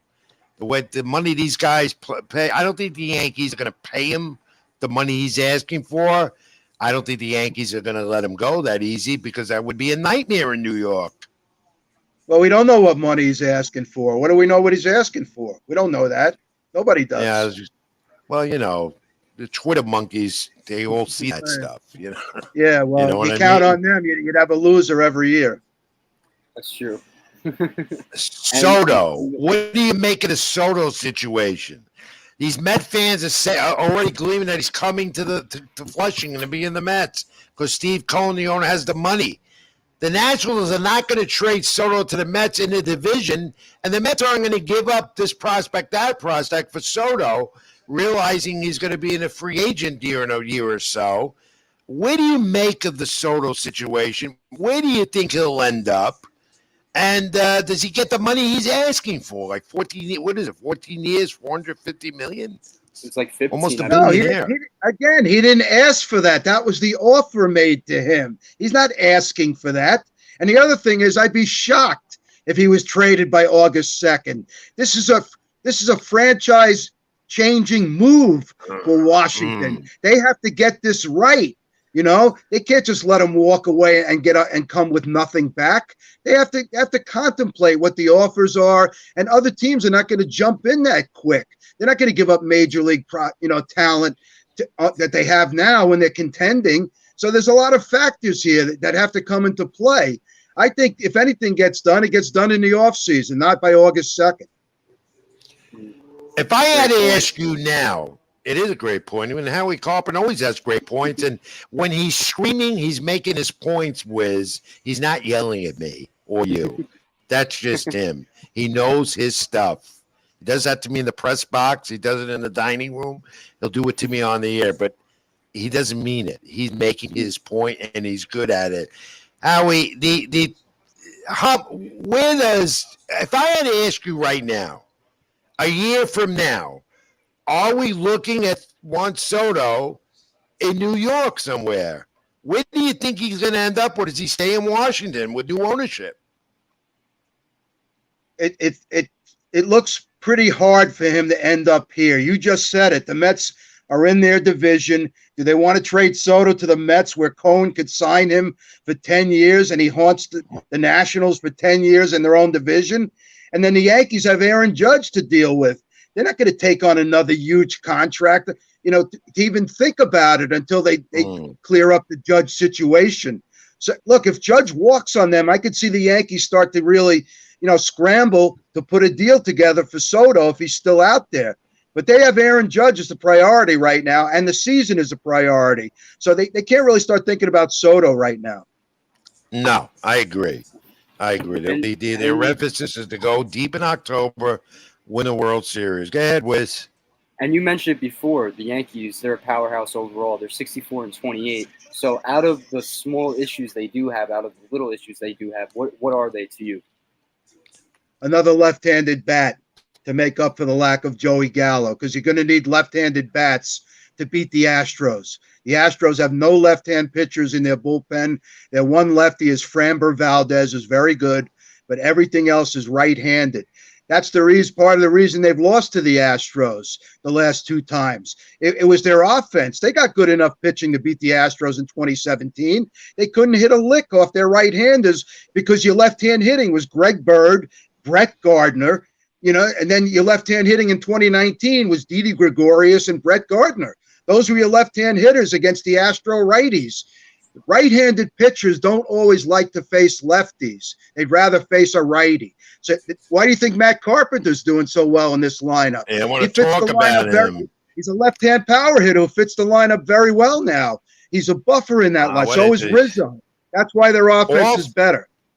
Oh, and the utility player, Matt Carpenter, that Brian Cashman opened up a refrigerator and got him. That's how I explain it. Last week, 6 for 15, 3 home runs, 12 RBI. He's had a marvelous first half with the Yankees since coming prior to the midpoint in the limited times he's played. Did Matt Carpenter one of the better finds in Yankee baseball annals with Brian Cashman, the GM? Or does this continue for Carpenter, the success story in the second half? We don't know that. We'll see how it plays out. Right now, he's taking advantage of being in a good lineup, and he's a left-hand hitter for a lineup that needs left-hand hitting. And he's taking advantage of the Yankee Stadium dimensions, which is what they thought when they brought him in here. That's right. He's been potent at the plate. There's no doubt about it. Howard, the Yankees are the 6th major league team since 1947 to win 64 of their first 92 games. Phenomenal. The record is 64 and 28, similar to the 98 team. They're comparing that. 114 wins, you think, at the end of the year before they go to the postseason? What do you think? No. I think they win 101. Okay, so you expect them not to play. They're not the 98 Yankees. They are probably not as good as their record is right now, but that doesn't mean they can't get to the World Series and win it. I just don't think they're. I don't think they're this level of team to be playing at that kind of level. Yeah, I kind of said that, but it seems like they never lose, except 2 out of 3 to the lowly Reds brought them down to earth a little bit. And then they take 2 out of 3 for the Red Sox, and in 2 of those games combined score like 27 runs. So, they're an offensive juggernaut to me. I wouldn't call them an offensive juggernaut. No, they're bottom. When they play Higashioka and Gallo, you can add up their averages, and it doesn't even reach Louis Ariz of the Twins, who's leading the American League in batting. Add the averages; they don't even add up to Ariz. So they have a little weakness in the bottom of the order. They are not an offensive juggernaut. I assure you. So is that attributed to what you're saying, to a league that may not be as good, or is it because they play at Yankee Stadium to their advantage? Or do they play over their heads? I mean, a lot of people had doubts about this team coming in this season, and yet they've proven everybody wrong. But yeah, they do have flaws. We know that, and I still think that Joey Gallo. So does every championship team throughout the history of the sport. It's how you overcome your flaws in the postseason. That's how you win. When Washington won in 2019, their flaw was their bullpen. But their bullpen overachieved in that postseason, so they ended up winning. That's how you win. No team is complete. Every team has a flaw. You just got to overcome those when you try to win the World Series. Listen, I got to run. I'm doing some other stuff. Hey, listen, gotta go back to your updates. Thanks for your time, Howie. Be in touch. See you at the ballpark. I really appreciate it. I had more to ask him. We'll get him on again. That's Howie Carp, he's great. I mean, I could go on. I want to have him on more. We will, Wiz. This is our baseball program tonight, All Star Game Tuesday. Brought up some great points about the Yankees. He's going back to doing his updates on Sirius XM Mad Dog Radio. You read his columns on NewYorkSportsDay.com. They're fabulous. Website we write for. His insights about the game in and out. I've learned a lot from him over the years. He's a baseball guy. Just like he claims that he learns a lot of boxing from me. I mean, he knows all the sports, but I mean, his insights he brought up some good points. I tell him every day, every time I see him, that he teaches me every time throughout the conversations, because he's not looking at what we're looking at in the press box. He's looking at the things fans don't see.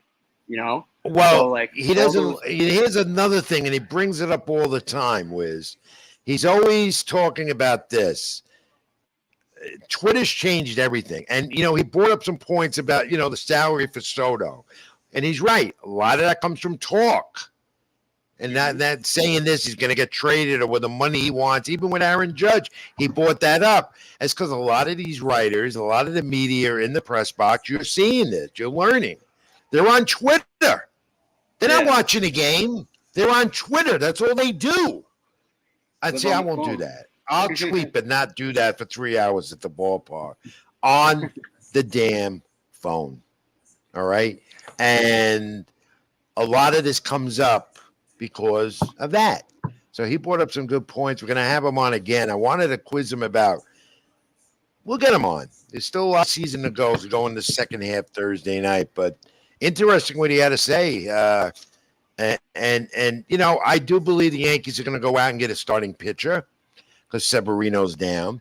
And I do believe the Yankees are going to go out and they might get someone else in the lineup because Gallo and Hicks, even though Hicks has looked like he's revived a little bit, Joey Gallo just makes them look bad. And they could do better than that. And I don't think Brian Cashman would want to see that. And I was going to say, this is their best team and their best shot since the 2009 World Series. So they have to buy in the next 2 weeks until August 2nd deadline. So we want to thank Howie Carpenter again for joining us on the program. Sirius XM Radio, Mad Dog Radio, NewYorkSportsDay.com. He writes a column there. And he does scoring for Major League Baseball as an official scorer. And I'm glad MLB gave him clearance that he could do shows like this with us. Been a friend of my colleague for 40 years, So. We got a question in the queue. What do you think of this? I don't see it. What do you got? Matt Carpenter, comeback player of the year? Question mark. Without a doubt. Yeah. I mean, you look at a month ago, Matt Carpenter was sitting at home on a couch, wondering where his career was. Then he gets the call, and he's been a marvelous story. Without a doubt, comeback player of the year. Not only in the American League, but baseball overall. Will he continue this in the second half?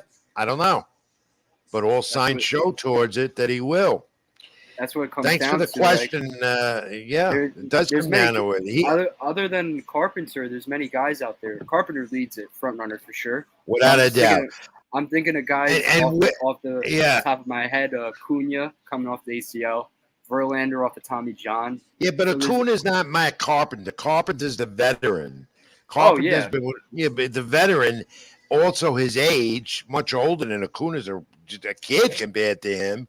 And Carpenter is, was doing nothing, was sitting on his couch. Something I do all the time. But I don't play ball and make that money. Yeah, Carpenter is definitely the front runner. Yeah, well, thanks for the question. And also remember, we're here. We're going to be here at 12:30. More baseball to come. Justin Shackle up next after the break. He's at New York Yankees Digital, and he does Yankee broadcast and also filled in for John Sterling on radio just a few weeks ago. Also in the boxing world, works for Eddie Hearn and Matchroom on the Zone. So I'll talk to Justin Shackle about coming after the break. Did you get the fact of the week yet? We have no sports update because the sports update is MLB All Star Game is the only thing in town tonight. So John is just sitting there mastering the controls. John, come up again before we go to break. I want to ask you something, John. Big John. He loves coming on the air with me. I'm muted. What's up? All right. No updates tonight. So what have you been doing? Well, keeping the score on, looking at Twitter. Doing what Robert usually does. Yep. Another Twitter monkey. Did you get yet?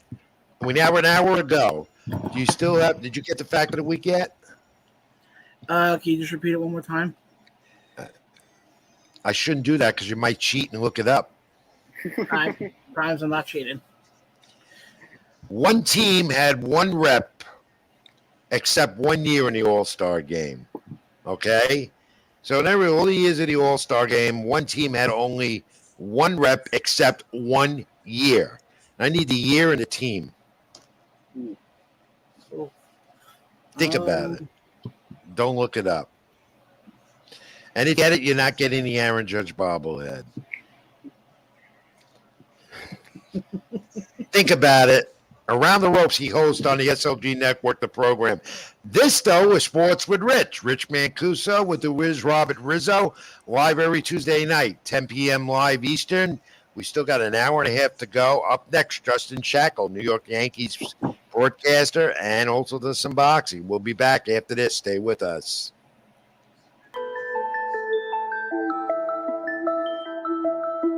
Doing bad, they gon' love you. Yeah. Doing good, they gon' hate you. Yeah. Look down on your come up, but to the hustle, stay faithful. Big goals by the rate full. Drip everywhere, that's wasteful. Accent color, that's tasteful. We front and center at the tape. Got 3-5 in my blunt. Yeah. 4 extra mud in my cup. Yeah, I'm feeling that. I'm feeling that. I'm feeling that. I was out of luck. Yeah, now my money up. Yeah, they feeling that. They feeling it. They feeling it. Show her in the truck. Then throw it in the guts. Yeah, she feeling that. She feeling that. She feeling that. Niggas talking tough, yeah, till we pulling up. Now he feeling that. He feeling that. He feeling that. Save me a gold casket. My life been tragic. Good gas and blunts pass. Blow out a nigga head gaskets. Fuck boys, don't need them. Yo, bitch crazy, better keep her. Yo, niggas high when it's time to ride, but I bet that bitch start squeezing. Smoke sessions in the evening. Private chef and we eat it. It's a long way from voyeur to 4 years in Lamborghinis. Move different, can't see me. Only pictures ain't on TV. Tribe meetings and vibe readings. These space race like E.T. We had roaches in the kitchen. Now it's rooms in the villa. Took the cards I was dealt, flipped them. I'm the one who do the dealing. Did so much of my own, baby, I don't give a fuck about feelings. Everybody got a lot to say, but ain't nobody came with it. Fuck it, I spend it. Had it, I lent it. Trusted some niggas, now I regret it. I can forgive it, never forget it. Niggas still out there, I ain't gon' get it. Yeah, this is it, I can't slow up. Niggas muddy from the pole up. Big sauce like a cold cut, you either hoe up or you gon' blow up. Got 3-5 in my blunt, 4 extra mud in my cup. Yeah, I'm feeling that. I'm feeling that. I'm feeling that. I was out of luck, yeah, now my money up. Yeah, they feeling that. They feeling it. They feeling it. Show her in the truck, then throw it in the guts. Yeah, she feeling it. She feeling it. She feeling it. Niggas talking tough, yeah, till we pulling up. Now he feeling it.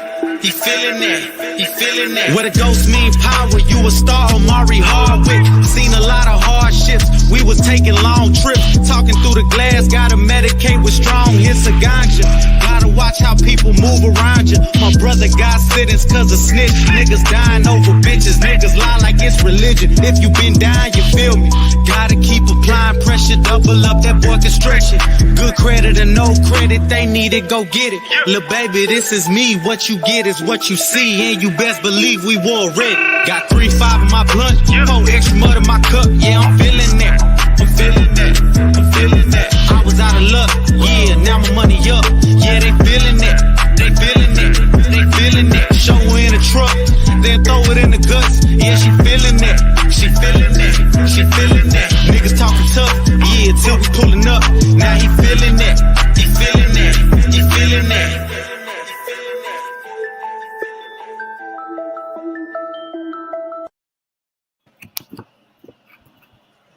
Back with Sports with Rich, SLG Network, YouTube Live, Rich Mancuso, and the Wiz, Robert Rizzo. Reach me at Twitter, Ring786, Facebook.com, Rich Mancuso, Twitter, Mancuso786. The Wiz can be reached where? Where can you be reached, Wiz? Follow me on Twitter, RobertRiz994, Instagram, rrizzo4, Facebook, Robert Rizzo, and always follow me on Latino Sports, all content and articles. Great content you write for sure. Hey, the All Star Game is over. The American League has won their 9th in a row. Close game, 3-2 AL. I'm going to go down this box score with in a moment. We'll review it. Look at the pitching lines, who did what, who the MVP was. That's going to come up in a second. But it seemed like another tight, close game, and the All Star Game is over. We go back to regular baseball Thursday, Yankees, Astros. I believe Justin Shackle's waiting in the cube. And is he there, John? Is he ready for us as we continue All-Star Tuesday on the program?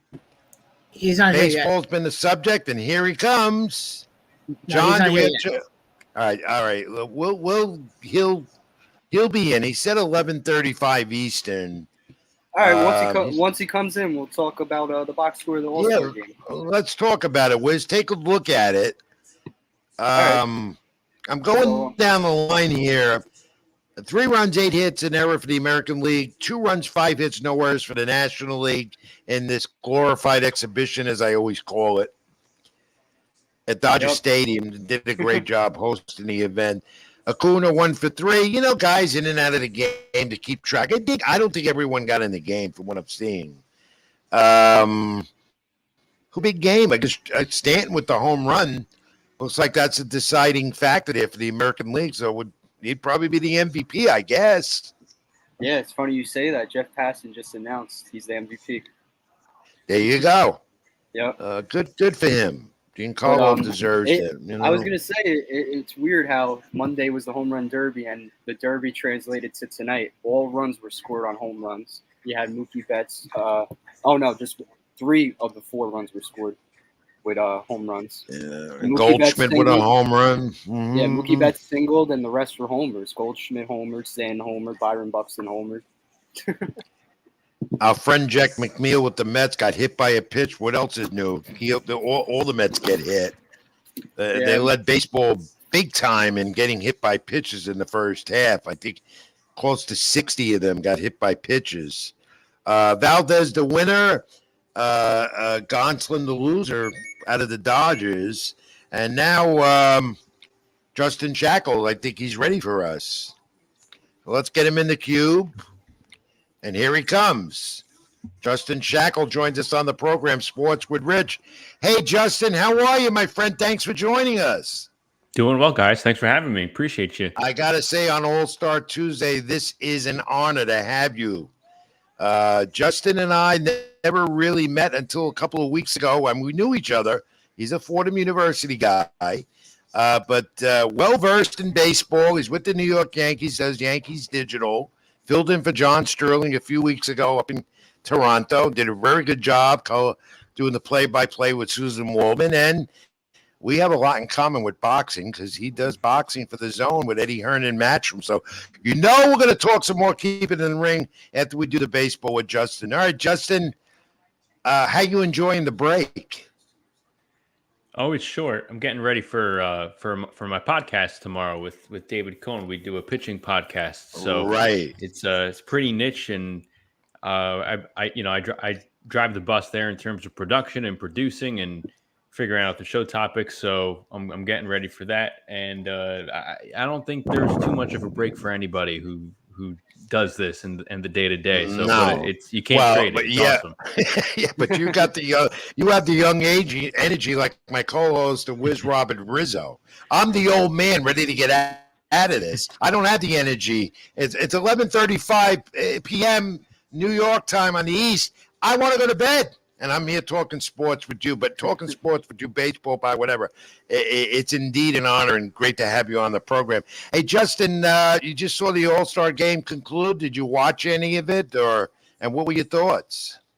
I thought miking up the players, as many as they had mic'd up, was fascinating, and I was kind of caught off guard when they mic'd up Alek Manoah and had a pitcher mic'd up for the first time because we never really saw that, and that caught me off guard. I loved it. I know you're not going to have it in a big game, a playoff game, or obviously the World Series, but I think it helps endear the players to the fans that'll have them engaged in those big time moments, and they don't need something like that in those moments. But for a fun stage like this, I thought that was really fascinating.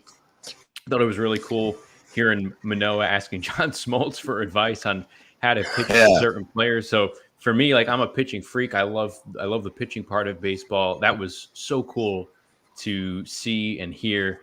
And then it didn't stop there. There were countless players that were mic'd up. So I thought that element of it was really cool. You heard him huffing and puffing a lot on the mound as well. Yeah. Being mic'd up, which added that interesting element to it, as you said. Justin Shackle, my guest, Sports with Rich, with me, Robert Rizzo. Justin, the first half of the baseball season, you're behind the mic, Yankees Digital with the Yankees, and your thoughts on the first half and this marvelous first half they had. I mean, you've had, I can't tell you, more than dozens of great calls and stories to tell with this team. Does it keep up in the second half? Do they set this pace? I think they do. I don't know if it's a 98 pace, a 1998 team type of pace. I think you saw a little bit in the recent weeks where they've kind of slowed down just a little bit, but I think this historic run, I think, continues. I think they are working with an element of not being satisfied. And if you go back the last few seasons, you see the way that their seasons have been cut short. I think they've taken that feeling and they've held on to it. And I think that's what you're seeing here in 2022. So I would be surprised if they slow down and we're not competing at this type of pace. Now, do they need to add some pieces to help them on this type of pace and keep this train rolling? Probably. We'll see what happens. There's about 2 weeks left to the trade deadline, but it's been fascinating. And I don't think the mentality that they have that was clearly established since spring training. And you always ask some of the players, some of the some of the coaches, the manager, when did you kind of first see this come about? And they all point back to spring training. There were lots of conversations in that spring training clubhouse that really did set the tone. It's not just interview speak from some of these guys. So something definitely did happen from day one to set this tone. I don't think that just evaporates over the course of the dog days. I think they're going to be able to approach those days correctly. I think they're going to try their best to leave no doubt in the moves they make leading up to the trade deadline. That's something that we haven't seen in prior seasons. I think you're going to see a lot of different things fall into place and allow this team to continue to go out on the field and compete at the rate that they have already. First off, thank you for joining us on Sports with Rich. It's a huge honor to have you on the show. And my first question for you, what was it like, that experience calling Blue Jays Yankees back in June? It was pretty surreal, Robert. I grew up a Yankee fan. I grew up watching games with my grandmother. My parents aren't sports fans, so imagine trying to tell them why you want to be a sportscaster and try and make it make sense to them. But no, but I grew up a Yankee fan, watched the games with my grandmother, kind of learned by watching the games with her. She didn't necessarily teach me the ins and outs. So for this type of situation to kind of happen the way it did, it was incredible. And I felt great about it going in. And honest to God, the first time I ever felt one iota of a nerve was around 7 p.m. on the Friday of the series opener. And I was in the booth and I looked around. I'm like, well, can't go anywhere. You might as well just do it. And after that, I felt really comfortable. I spent, several years calling minor league baseball, getting those reps. I think they're invaluable for any young broadcaster who's trying to figure out their way and carve out a path. And I think that, that set me up to feel comfortable. And it was cool. It was like flying, in the cockpit of a plane. And for 3 hours, I was just trying to get a clean landing, and I felt really good afterward.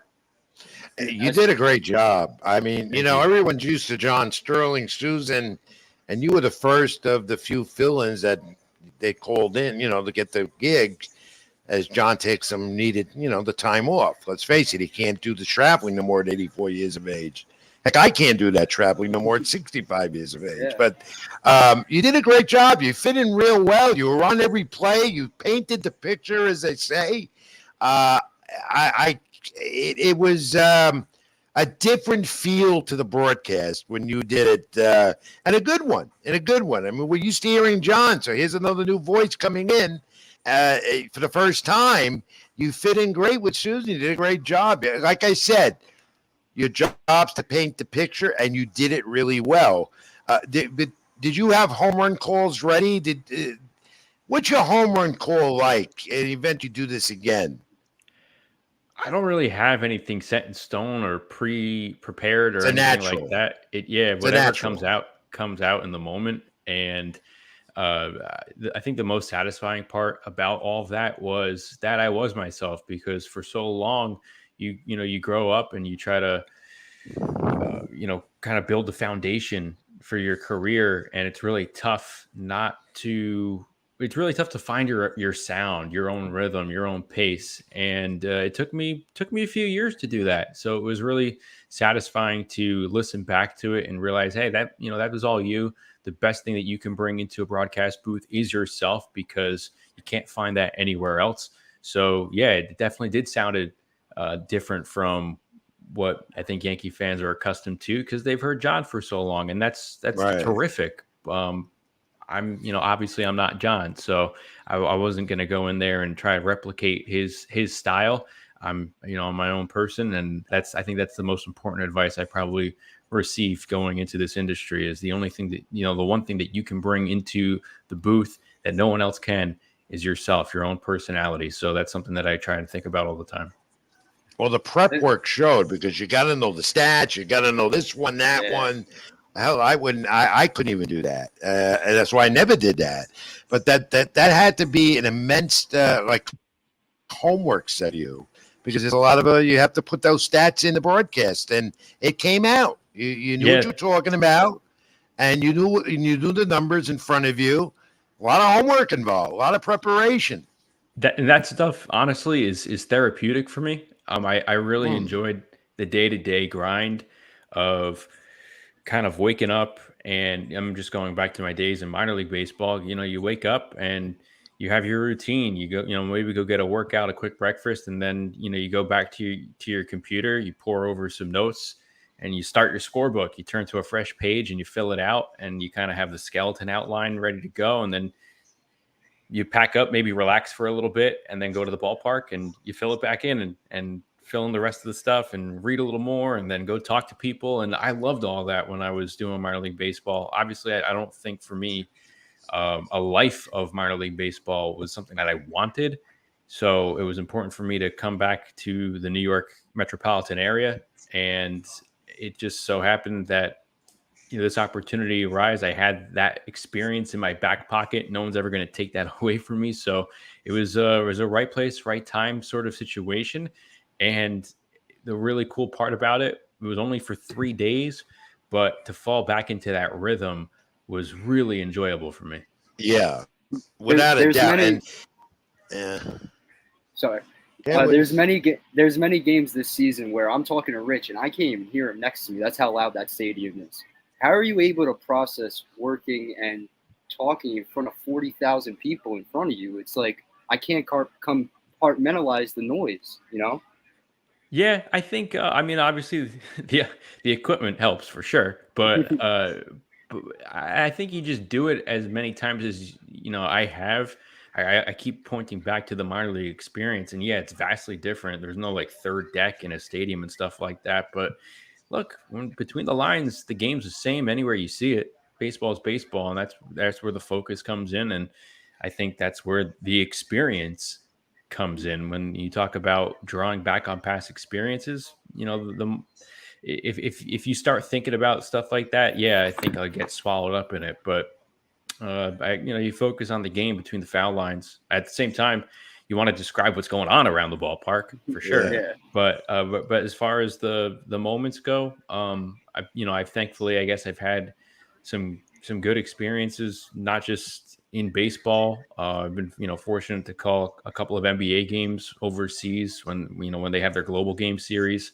So, calling an NBA game in the O2 arena in London was a fascinating experience for me.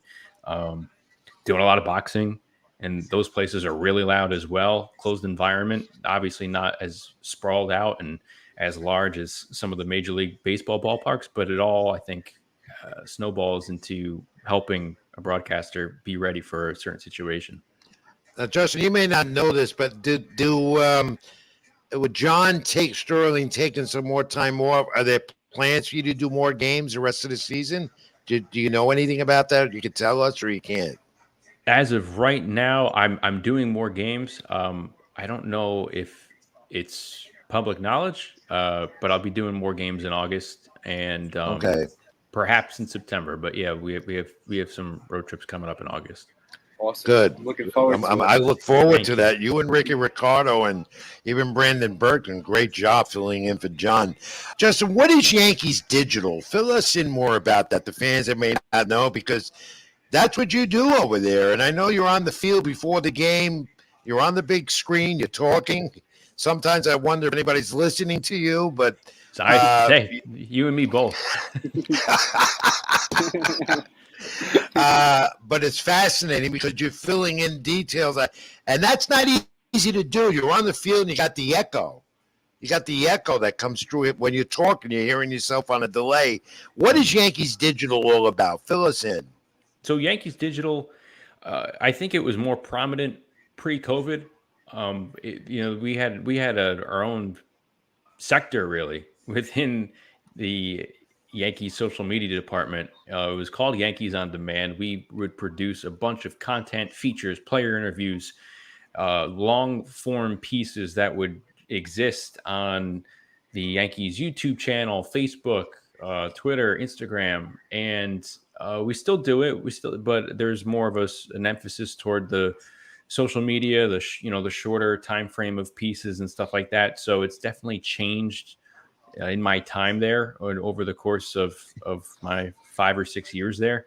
But it was just about creating content, just friendly team content, allowing people to get to know the players a little bit better. We would have a monthly interview session inside the manager's office that we did when Joe Girardi was managing, carried over to when Aaron Boone obviously came to town. So a lot's changed there, but it's just all about producing all the content that you see on the team's digital platforms. And then, on game days at the stadium, we have a little mini pregame show on the scoreboard that's live in the stadium. So I get a kick of that because it has that live aspect to it. And you mentioned the echo. That was one of the first things that you really have to get used to when I first started.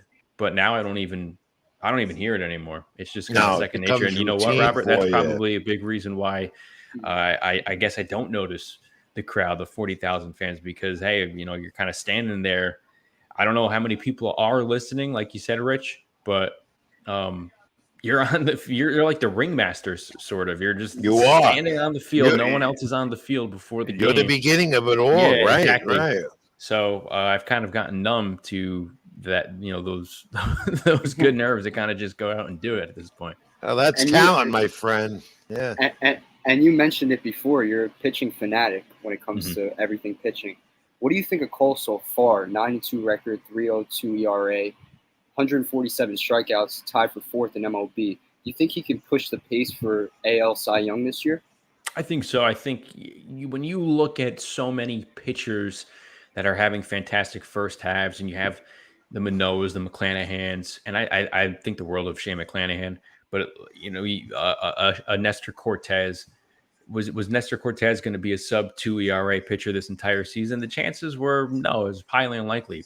I think after another half of the season, Garrett Cole is going to find himself within the top 3 of the Cy Young Award voting. I think it's just going to be there. The fastball consistency has been there virtually the entire season. He's fallen into a terrific groove at the moment, and I think he relishes being the bulldog ace on the mound for the Yankees. I think he takes immense pride in that. And look, they're going to need him. I mean, you see what's happened over the last month or so. The starting rotation hasn't been as dominant as it had been in April and May and parts of June. So I think he's going to try and be that one constant. And I'm intrigued to see what he's able to do in the dog days, gearing up for this team up for September, because you can tell, and this is unlike the previous seasons where you kind of doubted this, you can tell the Yankees have that number 1 spot in the postseason on their minds. They want to be that top seeded team. And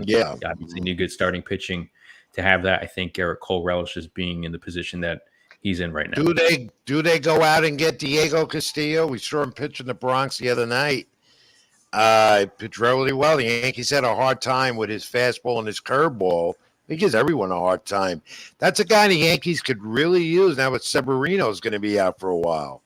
I agree. I think starting pitching is paramount for this team, whether it is one of the top tier pitchers. I think it behooves them to go after Luis Castillo. I think also you can see a guy who's just acquired to eat innings, and I think they have an approach right now where they want a lot of their starters to pick up the tempo, condition themselves to be able to pitch for that 7th month in October and be able to go maybe, not 7 or 8 innings, but also not 4 or 5 innings like they had been in years past. Get around 6 full innings, maybe pitch into that 7th inning, because is what we've seen in October is the early exits from the starting pitchers. You obviously have relievers that get used every single game. And the more a hitter faces a pitcher, we know the story, the advantage goes to the hitter. I think that's what they're trying to get away from as they move on to the second half and definitely into October. They don't want to have that hand being exposed when they go face the Astros of something that just sticks out to my in my head whenever I think about early exits. I just see like Chad Green on the mound at Minute Maid Park night after night, game after game, facing Altuve, facing Bregman.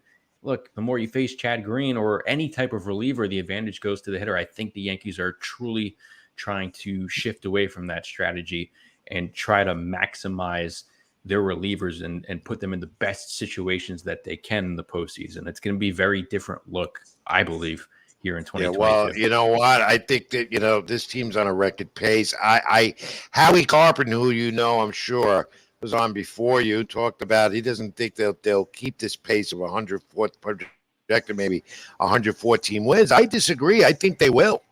And their bullpen too, and their defense and the run differential. It's a totally different team, and Matt Carpenter's been that great utility player now off the bench, playing more often. Still Joey Gallo hurting them a bit, Hicks hurting them a little bit, but they're strong. And that bullpen, Clay Holmes and Michael King, better than Chapman is the closer, but you have a lot more baseball to see. But I want to shift because I know you got to go. And I thank you again, Justin Shackle, Yankees Digital. Also, with this, he's a boxing guy like me, and a good one. And I am amazed at your boxing knowledge. Not amazed, but I love it. I'm able to watch you, and so many boxing fans have seen you now on the Zone, Matchroom, and Eddie Hearn. And how's that been experience go if you're working for the Zone, Matchroom Boxing, and Eddie Hearn? It's been wonderful. I've always been a fan of boxing at certain levels, and I didn't start getting into it broadcasting until 2019, and it was something that I've wanted to do for a long time. I just never could figure out a kind of way in. I was always told, and obviously, this, at the very low levels, it's kind of shady and spotty. And I still, at the same time, I didn't know an in, even at that level. And then something kind of just fell in my lap. Started working with Lou DiBella at DiBella Entertainment. I've had a blast there. I still work for them, but there's an open position that opened up at the very beginning of 2022 with Matchroom. They asked me to fill in one show. I did my thing, and I'm kind of their guy now, which is pretty cool. I host a lot of their fight week events, their live workouts, their press conferences, their weigh-ins. I call their preliminary bouts on fight nights with Chris Algieri, former junior world. Yeah, working with Chris, a former world champion. Fantastic. Yeah, he knows the sport inside out. Oh, for sure. If the guy knows boxing, it's Chris Algieri, inside out.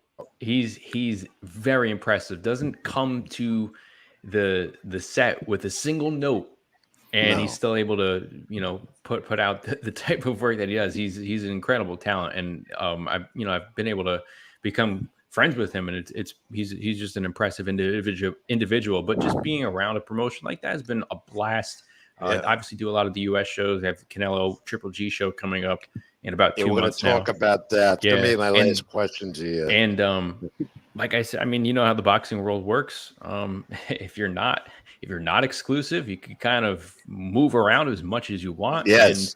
And I was thankfully able to go to Australia for the Kambosos Haney fight and call the world feed for an undisputed title fight in front of like 45,000 fans in Melbourne. With him and Devin Haney, a fight that didn't live up to expectations, of course. But you're going to be calling a significant fight in boxing history coming up. Many say no, but it is a trilogy. Canelo Alvarez and Gennady Golovkin, Triple G. Las Vegas, September 17, T-Mobile Arena, Las Vegas, exclusively on the Zone, pay-per-view. But there's so much pay-per-view, you can't keep track who's doing what anymore. Pay-per-view boxing, to me, it's too much, saturated too much. But that's part of history. You're going to be calling that. You'll be with the Zone. You're going to be doing the pre-fights and the undercard and the weigh-ins and all of that. Mm-hmm. You know enough about those two fighters, having been around them. And Canelo Alvarez, of course, the most lucrative fighter in the sport. the face of boxing. Though he lost to Dimitri Bivol as a light heavyweight. But how do you see that trilogy ending? Do you think Canelo dominates? Because the first two were controversial. Yeah, my instant thought is that Canelo does impressively win. I don't know if it'll be in dominant fashion, but I think he'll put on an impressive showing. And I really do give the advantage to Canelo at this point, only because he is moving back down to a weight that's more natural for him. He's had wide success at 168. He's obviously operating with a lot of anger toward Triple G as well. And let's not forget, this is the third meeting, but it's the first time that they're going to be fighting at 168. And this is going to be the first time that Triple G is fighting at 168. So exactly. I think the added 8 pounds, it does help Triple G because, look, he's one of the most powerful punchers that we've seen. I don't think as you age, power is probably the last thing to go. Triple G just turned 40 in April. But I think when you factor in at this point and where these two are at in their head-to-head series, the age gap has become a significant factor. It just really has. Canelo just turned 32 a couple of days ago.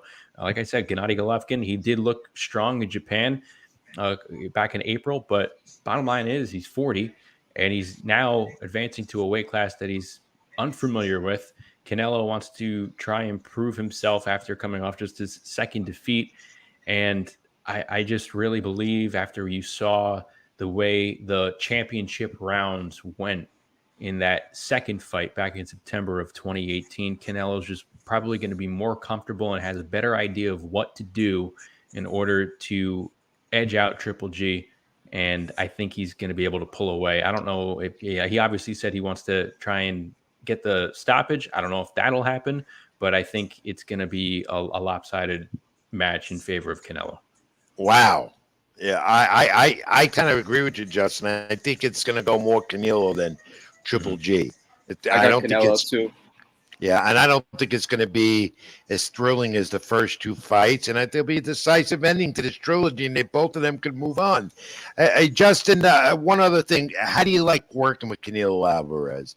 I find him difficult every time I could get to talk to him, if I can talk to him. How is he to you to talk to as a member of the media and part of the broadcast team? Is it easy? Is it difficult? It helps that you have the Matchroom mic flag whenever you're around work. That's the money. That's it. Yeah.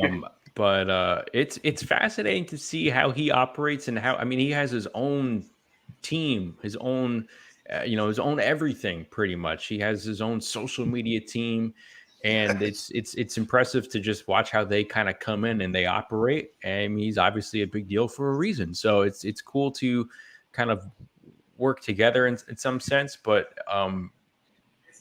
it's been fun. I was able to host the launch press conference between he and Dimitri Bivol it was in March in San Diego. I just hosted part of their tour of launching Canelo Triple G, and both times everything's very detail oriented, very focused. And then we saw him at Yankee Stadium at the very end, both of them, him and I still to this day I don't understand why they did that. They had two face-offs that were so intense, to me a little ridiculous beyond, in Los Angeles earlier that day in the city. And then they do it at Yankee. Surprisingly, no one knew about it till the end when Eddie Hearn spilled the beans at the end of the press conference. I thought it was ridiculous, a little fun, but ridiculous. But you know what? It's Rich? boxing. You know what the worst part about that was, Rich? They were both stepping on the chalk at home plate. Okay. You can't do that. You can't step on the chalk at home plate before the game. Yeah. Ruined everything for me. Well, what do they know about baseball? They don't know. Bad luck. But Canelo Alvarez is a baseball fan. He loves the game. Yeah. Triple G, I don't know, but Canelo's a baseball fan. I know that I talked to him once about it, but they don't know the rules about stepping on the white lines and all that stuff. I was intrigued to see how Triple G would throw a baseball, how he would throw a first pitch. It was more I don't know. It wasn't bad, wasn't good. Let's leave it at that. At least they didn't punch each other. Right. The Yankees do not, and this is, Justin, I'm going to let you go with this. The Yankees do not want to, they don't promote boxing. They don't want it. Were you around when to 2019 or 29 when they opened the stadium the first year? Miguel Cotto, Yuri Foreman, they had a fight there at Yankee Stadium. It was the first one in years, and this was at the new ballpark. They ruined the field. The field and that's an issue. And they didn't like the element coming in the stadium. Let's face it, boxing fans can be, you know how they are. All right. So the Yankees, since that time, don't have any interest. Promoters want to go there. The money's one part of it. Gets rent the stadium for the night. The other aspect of it is they don't want that element in their ballpark, and they don't want the field run, which I can understand because the soccer team plays there. Right. NYCFC play, and I see that a lot. The field gets ripped apart. You saw that at the last week in the stadium, divots in the field. They call it divots. Wiz, what do they call that? A divot? Divots. A divot. I call it a divot. Yeah. I don't know why, but anyway, that's another story. But enjoy calling Triple G. You know. I think a big reason why was the field issue, but I also think it was their first time doing it, and it was early on in the stadium, right? I've been intrigued myself and wondering what it would take to get a boxing event back out there, and I think. I don't have any inside information, but I obviously think with more years and with more education and with the grounds crew and everything like that, I think, there's a way to obviously operate and prepare the right way for a boxing event from a field standpoint. I've been wondering, and this is just me, you need a place for a Katie Taylor, Amanda Serrano rematch. I don't know if Ireland makes sense. I think they want it to make sense. It kind of sounds like they're shoehorning that. The time of year obviously is a big factor, but I would think that Yankee Stadium would be a perfect ground for ideal Serrano Taylor match. But they look at the Garden as the Mecca. That's where they'll take it. But I understand talking to promoters, and I'm talking to Top Rank about it. I haven't talked to Matchroom about it. Oscar De La Hoya. I've talked to numerous promoters in the industry, the big guys. They want too much money, and that's another factor because you got the New York State Athletic Commission cost, the overhead, all that. Before they open up the gate, they're losing money. So, whatever. You're right, though. That would be ideal for a Serrano Taylor rematch. Ideal. Hey, Justin Shackle, I could keep you on and on. I know you got you got to prepare for the second half of the baseball season and a big boxing season coming up. Second half, including that trilogy with Canelo Alvarez and Triple G in Las Vegas in mid-September on the Zone with Matchroom Boxing. Say hello to the guys at Matchroom. I'm going to see you at the ballpark next homestand probably. And now that we know each other formally, and I'm glad we finally met and we could talk, because you're not only a baseball guy like me, but you're a boxing guy. And how could I not love a boxing guy like you? That's right. We have to unite. Boxing guys have to unite. For sure. You got it. And your worth of knowledge. And Justin, thank you, Justin Shackle. We'll be in touch. Keep it in the ring, my friend. Thank you both for having me. Thank you, Robert. Thank you, Rich. Thank you. Have a good second half of the baseball season, my friends. That's Justin Shackle, New York Yankees Digital, also the Zone. Ed Hearn and Matchroom Boxing. You can see him on the Zone. There's pre-matches, there's undercard bouts. Hey, Wiz, just another great guest we had tonight. Great to have Justin on. We'll have him on again. I wanted to ask him if he, in the next Abello boxing card during the off season, if he has the time, if he'll sit at ringside with me and call a match, because I think I'd learn from him more than he can learn from me. Yeah, that would be awesome. You guys would make I would love to have him. That was great. I want to thank Justin again. We'll make sure we thank him. We'll send him a personal note, get him on the program again. All right, where are we right now? In the New York area, it's 12:10 a.m. It's now Wednesday morning Eastern Time. All Star Tuesday's over. The American League continue their winning streak. We got more to go. Coming up next, Billy Capola from Los Angeles to set the sights and scenes. We still got to do Nobody Beats the Wiz. We're supposed to get off at 12:30, but I know John. John, are you there? Come on in real quick. Being that we have no sports updates tonight, I could get John in just to shoot the breeze real quick because he can talk. John, good program so far, isn't it? Oh, yeah, fantastic. That guy Justin really knows his stuff. Justin Shackle. He's just fantastic. John, we're going to go to a break. We need a breather and come back with Billy Capola, and then we got Nobody Beats the Wiz yet, Fact of the Week answer, a couple other things, and we'll wrap it up tonight. But for the moment, John, no sports update. You look lost. But you did have a note come through. You text me with something that I didn't see. Maybe the Wiz saw it because he's a Twitter monkey. It's a baseball note because it's baseball. We're doing an All-Star Game show tonight. What was that note that came up that you sent me? According to Matthew Cerrone, the buzz around baseball is that Francisco Alvarez is all but a lock to get traded. Well, you're gonna hear a lot of rumors between now and August 2nd, the trade deadline, and we'll talk more next week about the baseball trade deadline. Wiz, that's coming up. One or two players changes the complexion of teams. A lot of teams below 500 still in the wild card hunt, so we'll see how that goes. All right, John, thanks. We'll get back to you in a moment. Right now, let's take a breather. Your comments in the cube. I hope you're still with us on All-Star Game Tuesday, now Wednesday morning on the East Coast. I'm Rich Mancuso. That's the Wiz, Robert Rizzo. You're watching Sports with Rich live on the SLG Network and YouTube. Like, comment, and subscribe. Back in a moment after this. What's good, everybody? My name is Caleb from the Bayou City Boys over here on the SLG Network. Happy to announce that we are now working with Dano's Seasoning. So if you're anything like me, you meal prep all the time, Dano's is the way to go, man. They got multiple flavors. Hit them up. Be sure to use our code SLG Network. Appreciate every single one of y'all. Peace. Spending money like it's nothing. I don't have a budget. Please don't get offended when you see the kids stunting.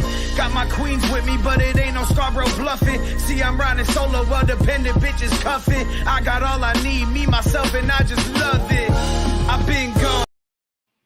Doing bad, they gon' love you. Doing good, they gon' hate you. Look down on your come up, but to the hustle, stay faithful. Big goals by the rate full. Drip everywhere, that's wasteful. Accent color, that's tasteful. We front and center at the tape. Got 3-5 in my blunt. Pour extra mud in my cup. Yeah, I'm feeling that. I'm feeling that. I'm feeling that. I was out of luck.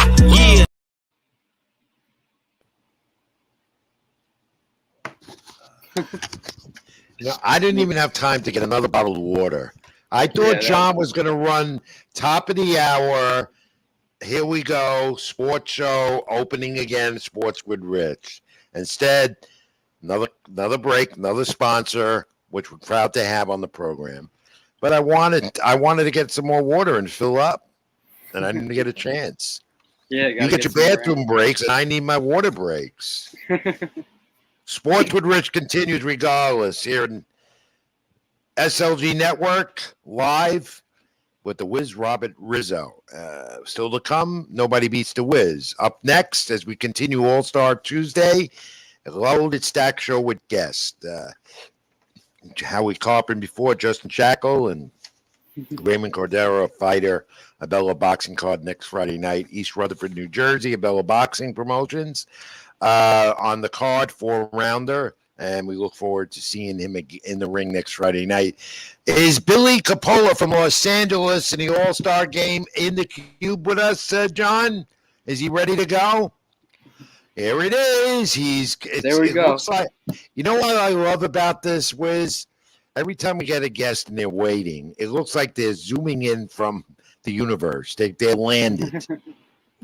And Billy Capola has landed and he's in Los Angeles, site of the MLB All Star Game. I think he's home. He didn't stay for the whole game. He did a lot of the pregame stuff. What inning did you get out of there, Billy? Fourth inning. Oof. Early. Oh wow. Had enough. Yeah, well, you've had a couple of days over there. Billy Capola writes a column for New York for Latinosports.com, website we both write for, the Wiz and I, as well as he's a regular on the program, let's face it. A former pro scout, baseball scout with numerous teams, latest the Atlanta Braves. So, Billy, how was the L.A.? Were they a good host? And Dodger Stadium looked brand new. It's one of the oldest ballparks in the country in Major League Baseball. I thought the LA did a good job. The city, I heard good reports, and from our people, Latino sports out there, as well as the festivities, the stadium, and set the tone for the night. How was it? I don't think there's a city that can really do something like this other than as well as LA can, because it's so spread out. They have so many different venues. They had so many different things all week. It was impossible to actually. You needed a crew of at least 5-6 people working for your whatever it is. You like today, you needed one person in the National League dugout, one in the American League dugout. You needed somebody upstairs. That was just in the stadium, but they did a fantastic job. They really did. Fox came in and MLB came in and just took over the place, cleared out parking lots. They brought equipment in. They had it was very entertaining for the fans, and which is what it's all about. It's a big show. It's an exhibition game, which is why like they just had that thing where they said if there was a tie, they would go to home run derby kind of thing to end it. That's basically to save pitchers' arms. I don't have a problem with that. But that was started in a Pioneer League where they actually still do it for every game instead of putting a runner on second.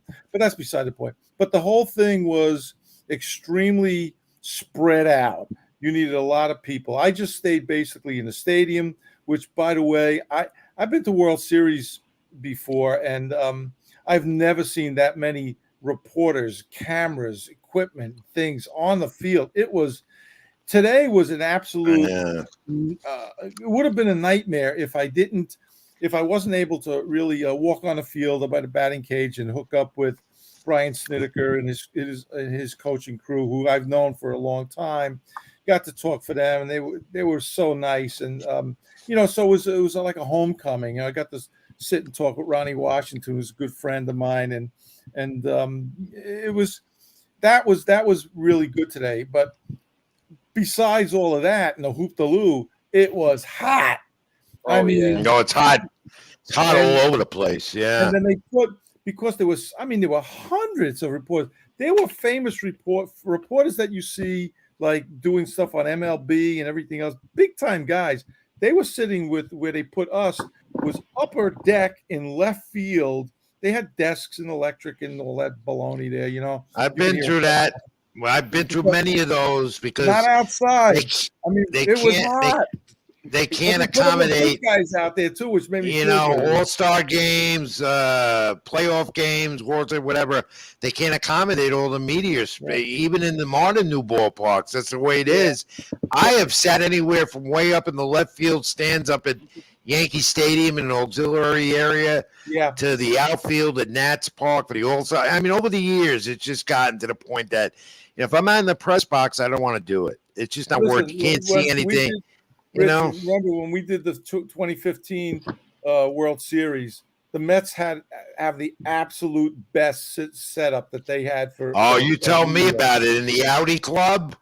But they had food. It was nice. They had the food, which I never turned down. No, and it was an outfield press box setting. It was great. Listen, I wish I was there. From the Futures game, which I went to the Home Run Derby, and then today, you know what they served us? All you can eat Dodger dogs, hot dogs. Wow. That was it. And there were people walking around with these dogs. I hope your cholesterol is okay. Billy Capola here at Sports with Rich. We're not going to keep you too long because we've been on since 10 p.m. New York time, and we have more to do. Get a nice Italian meal. I wish I had one. No, I'm not getting an Italian meal. Water and go to bed.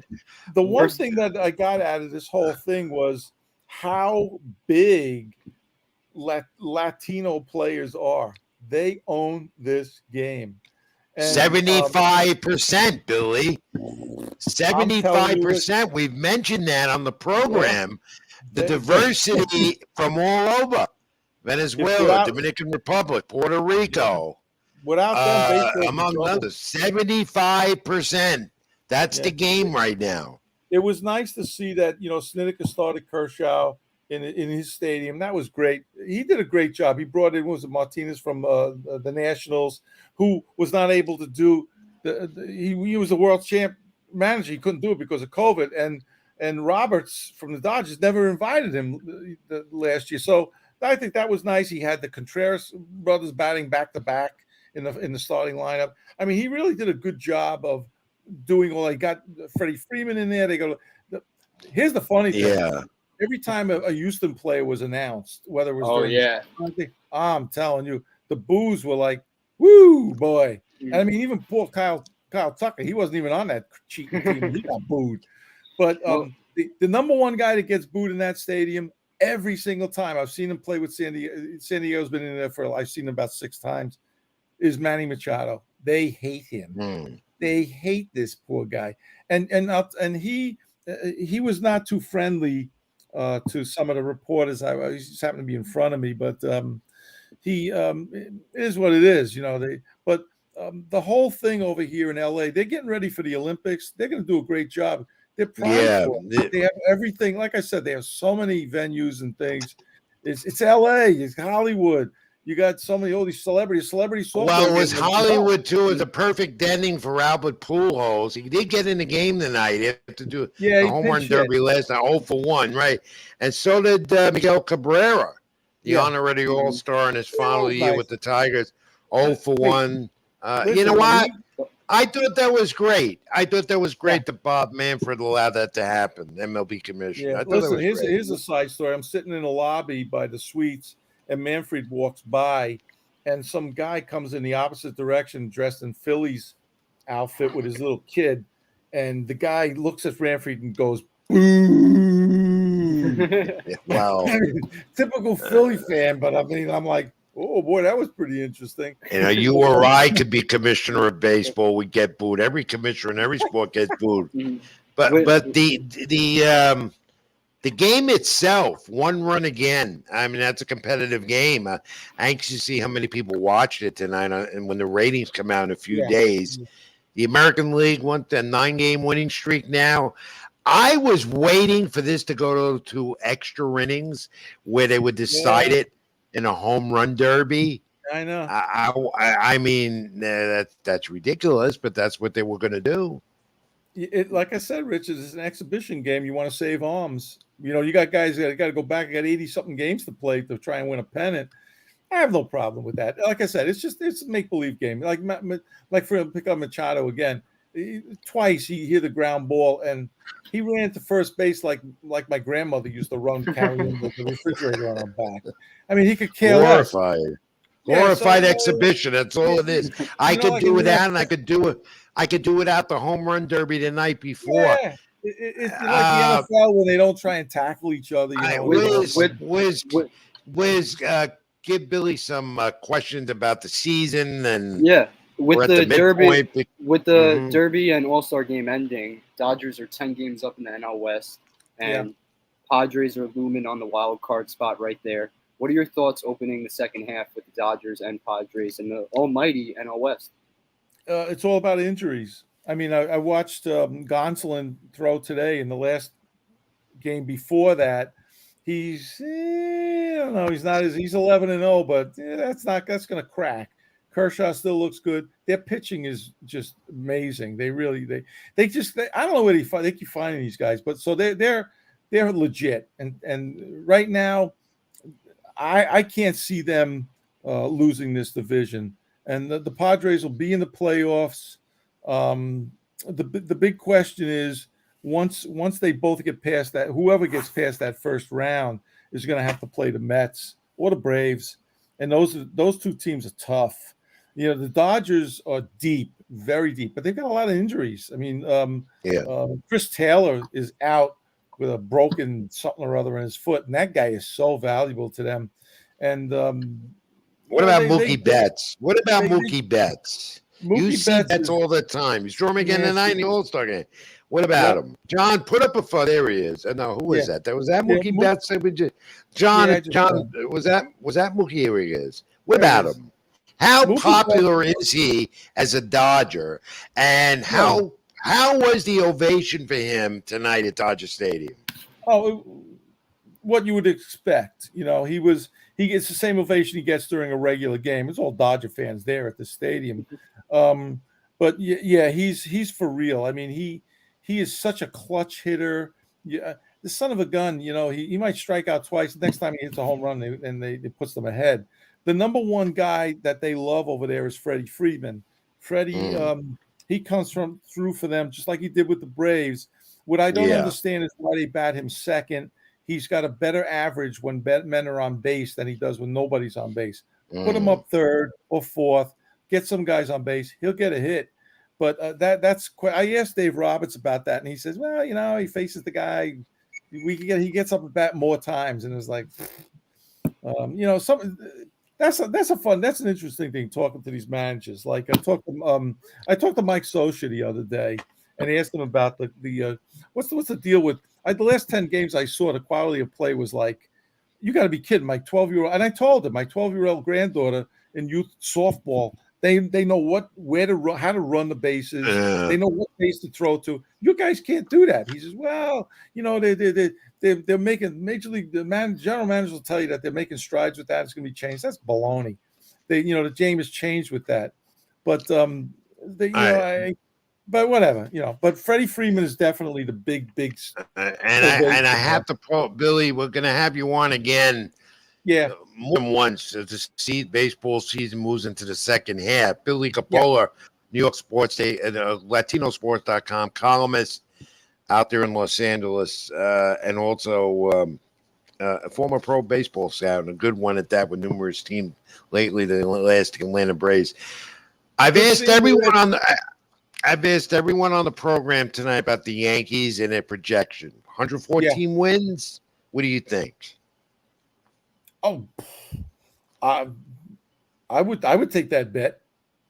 Absolutely. I mean, here you know what's a big thing with them is Stanton. Stanton all of a sudden is hitting. He's hitting like he was in Miami. He's healthy. That's why. He's got he's getting all the power from his legs and his hips and the back where he's had his issues, and he's healthy. And he's going to hit home runs. I know. The MVP. Out of the stadium. MVP of the 2022 Major League Baseball All Star Game in his hometown area of LA. And you know what? I'm happy for him.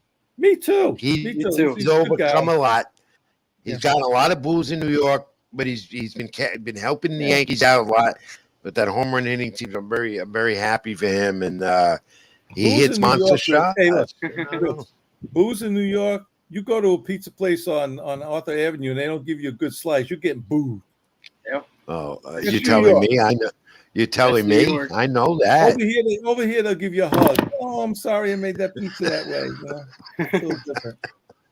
All right, Billy, I'm going to see you soon, my friend. All right, thanks you, Billy. Thanks for filling us in on what went on a little bit out there in Los Angeles, which is now last night in the New York area. Not for you. You got the 3 hours. You still got a long night ahead of you, but great insights, and we'll have you on again, my friend. Thank you, and I appreciate it. Good talking to you guys. Miss you guys. Bye. Always. All the best. Bill. Stay safe and well as always. Billy Capola, New York Sports Day. No, I keep saying, he used to write for them. He's with LatinoSports.com. He was among the many writers on our. I know, and we write for that website, so we shouldn't say that. But we all work together in this business. Everyone knows that.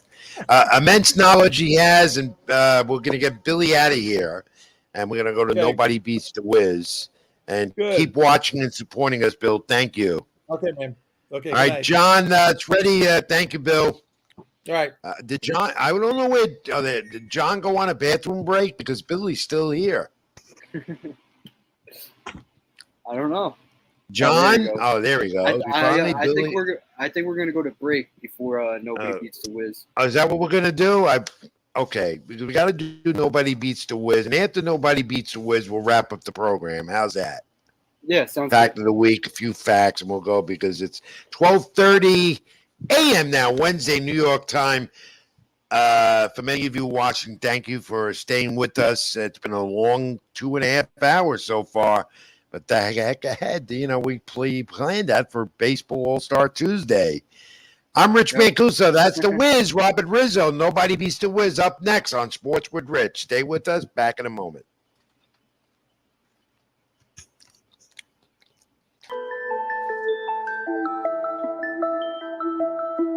Doing bad, they gon' love you. Yeah. Doing good, they gon' hate you. Yeah. Look down on your come up, but to the hustle, stay faithful. Big goals by the rate full. Drip everywhere, that's wasteful. Accent color, that's tasteful. We front and center at the tape. Got 3-5 in my blunt. Yeah. 4 extra mud in my cup. Yeah, I'm feeling that. I'm feeling that. I'm feeling that. I was out of luck. Yeah, now my money up. Yeah, they feeling that. They feeling it. They feeling it. Show her in the truck. Then throw it in the guts. Yeah, she feeling it. She feeling it. She feeling that. Niggas talking tough, yeah, till we pulling up. Now he feeling that. He feeling that. He feeling that. Save me a gold casket. My life been tragic. Good gas and blunts pass. Blow out a nigga head gaskets. Fuck boys, don't need them. Yo, bitch crazy, better keep her. Yo, niggas high when it's time to ride, but I bet that bitch start squeezing. Smoke sessions in the evening. Private chef and we eat it. It's a long way from voyeur to 4 years in Lamborghinis. Move different, can't see me. Only pictures ain't on TV. Tribe meetings and vibe readings. These space race like E.T. We had roaches in the kitchen. Now it's rooms in the villa. Took the cards I was dealt, flipped them. I'm the one who do the dealing. Did so much of my own, baby, I don't give a fuck about feelings. Everybody got a lot to say, but ain't nobody came with it. Fuck it, I spin it. Had it, I lent it. Trusted some niggas, now I regret it. I can forgive it, never forget it. Niggas still out there, I ain't gon' dead it. Yeah, this is it, I can't slow up. Niggas muddy from the pole up. Big sauce like a cold cut. You either hoe up or you gon' blow up. Got 3-5 in my blunt. 4 extra mud in my cup. Yeah, I'm feeling that. I'm feeling that. I'm feeling that. I was out of luck. Yeah, now my money up. Yeah, they feeling it. They feeling it. They feeling it. Show her in the truck. Then throw it in the guts. Yeah, she feeling it. She feeling it. She feeling it. Niggas talking tough. Yeah, till we pulling up.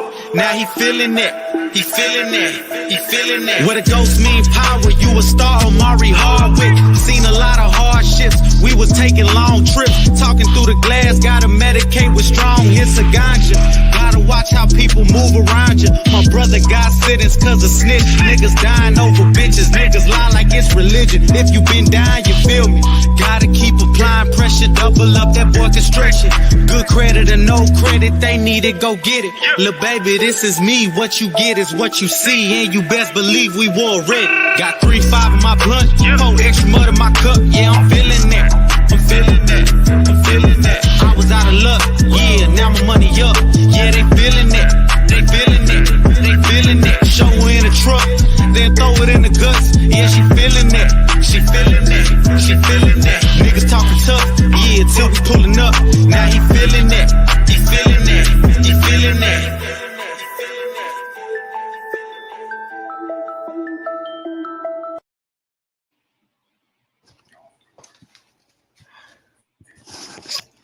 Sorry about that, folks. What'd you think? I went to another universe? I thought you disappeared at first. No. I had a little. Let's be honest. Were you hiding from me? Sometimes that's hard. I can't answer that, because I've got to the point that what I always say was you're a lot familiar. No, I had a little accident here. Nothing big. I just, I've got a set here full of everything, and I dropped a couple of things, and I had to get it back to order. That you should know that. Every time I'm in a car with you, I go through that. And believe me, this guy's got a lot of patience with me. Anyway, back with Sports with Rich Mancuso, the Wiz Robert Rizzo. We're setting a record because we're going past 12:30, 2.5 hours. We have more to do. Sure. I'll tell you. Well, it was an All-Star Tuesday. You still got a lot of energy too. Oh yeah, I'm up. I'm ready. Yeah, I know. Well, you're always up. But the energy continues now. The favorite part of the program. I love doing it every week to him. It's time for Nobody Beats the Wiz. Yes or no? I asked some questions real quick to the Wiz, Robert Rizzo, my co-host, and give a little opinion on a couple questions. So here we go, Wiz. You ready? I'm ready. All right. We've been talking a lot about the All-Star Game tonight, the Home Run Derby and all that stuff. Yes or no? The Home Run Derby or NBA 3-point contest or slam dunk, which one do you like the best? Yes or no? Home run derby, NBA slam dunk, or 3-point contest? Home run derby for sure. I think that's And briefly, why? I think it's way more exciting than the NBA action for that weekend. I just like all the interactions we see with the derby, the guys on the sidelines, the reporting, and overall, the guys hit 40 to 50 homers. Julio Rodriguez had 81 homers. Yeah, I know, and I don't get a thrill out of that. I don't get a thrill out of that. I don't get out of the thrill of slam dunks. I don't get out of the thrill of 3-point contest. And you know what? I don't know what the NHL does. I don't care. You know why? I'm old school. And I know it's all for you young guys. It beats the demographics and all that. But all right, got your answer. You like the home run derby. Till next year, and we'll see if Rodriguez defends it. Did a great job. Let's hope he's okay. Let's hope Pete Alonso's okay. All right. You know what? Giancarlo Stanton didn't want to do it because he knew, Stanton and Judge, they could have been in there, but they didn't want to do it. Yankees, they're important to the Yankees to get. They're prioritizing. Yeah, of course they are. All right. Nobody beats the Wiz. Yes or no? I'm giving you 3 ballparks. Which one do you like the best? Dodger Stadium, Citi Field, or Yankee Stadium? Realize Dodger Stadium is the 3rd oldest in baseball, 1964. Citi Field and Yankee Stadium are new. 29 they opened up. Yankees have yet to hold an All-Star game in their new ballpark. Citi Field did that in 2013. And I was happy to cover that there. Dodger Stadium, I didn't cover one at all. First one in 42 years. Which 3 do you like the best? I got to count out Dodger because I haven't been there in person yet. So it comes down to City and Yankee for me. And I would go Yankee Stadium. It's just I enjoy the baseball atmosphere when I'm in the stadium compared to City. City, it's more like it's fan friendly. You could do what you want. Like you can hang out just with your friends. Compared to Yankee, it's like playoff atmosphere. Well, they renovated Dodger Stadium. They made it more fan friendly, better concourses or whatever. And I could tell you, it's an immaculate ballpark. I haven't been there in a while, but Billy Capolar's mentioned that how immaculate it is. Chavez Ravine, perfect location. The only thing I don't like about that ballpark is that damn organ player doesn't know when to stop. Let's go Dodgers. It doesn't stop. It's annoying. Enough. All right. Nobody beats the Wiz. Yes or no? We shifted gears with the Wiz, Robert Rizzo. What do you like better? What's better to you right now, boxing or UFC? And I know you like UFC, so be honest and objective here. Right now, I would go boxing. I haven't liked the matchups lately for UFC. They haven't caught my attention. They got to do a better job. When we were talking about that with the promoters, finding matches. But UFC also, they have to find a better job finding a match for McGregor. It's July 20th. McGregor's last fight was July 10th of last year. No. So that's like the biggest fan base in UFC. So if McGregor's not fighting, you're not getting that big of a following overall. All right. So is it boxing or UFC? I'm picking boxing. I love you more and more now because you said the right thing. Okay. UFC has a certain demographic. Boxing has theirs. But the UFC does better ratings than boxing. That's what surprises me. But they have a young demographic, guys like you. Nobody beats the Wiz, yes or no? Juan Soto or Julio Rodriguez, both centerpieces, young stars, all-stars this week in L.A. Juan Soto or Julio Rodriguez, which one of those players gets the $400 million contract? I'm going with Soto for sure. I think Julio, he's just approaching that stardom. That was kind of like his introduction to MLB superstar, like the stage, And he has the potential to be ranked next to Acuna, Soto, Tatis. So he'll be there in the next 5 to 6 years. He's only 21. I think Julio Rodriguez, Juan Soto, some others. And in the draft, Major League Draft, some good players. A lot of pitchers just got drafted the past few days. A lot of infield shortstops. A lot of pitchers. One of them, two of them, they might even break the record and surpass if they stay healthy.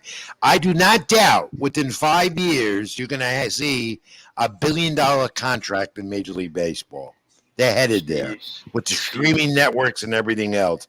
I'd love to see some comments in the Cube or anybody who could get us on social media with their thoughts on it. And finally, nobody beats the Wiz, yes or no? Here is the final one for you this week, Wiz. You know, rain or sunshine and driving with Rich in a car in traffic is an adventure. You handle traffic well, my friend. I could never do that. But rain or sunshine, what do you like better first? I'd go sunshine. Got to go sunshine. No, and I love rainy days. Yep. As much as you didn't get floods like yesterday we had in the northeast New York area, tremendous amount of rain, the clouds opened up. I love rain. Call me nuts. I love rain. I love it. I love the sound of it. I just clears the air out. I love it. I love thunder. I love lightning as long as you stay away from it. Nah, rain. Call me a weirdo. I got to ask John what he looks like the rain thunder guy.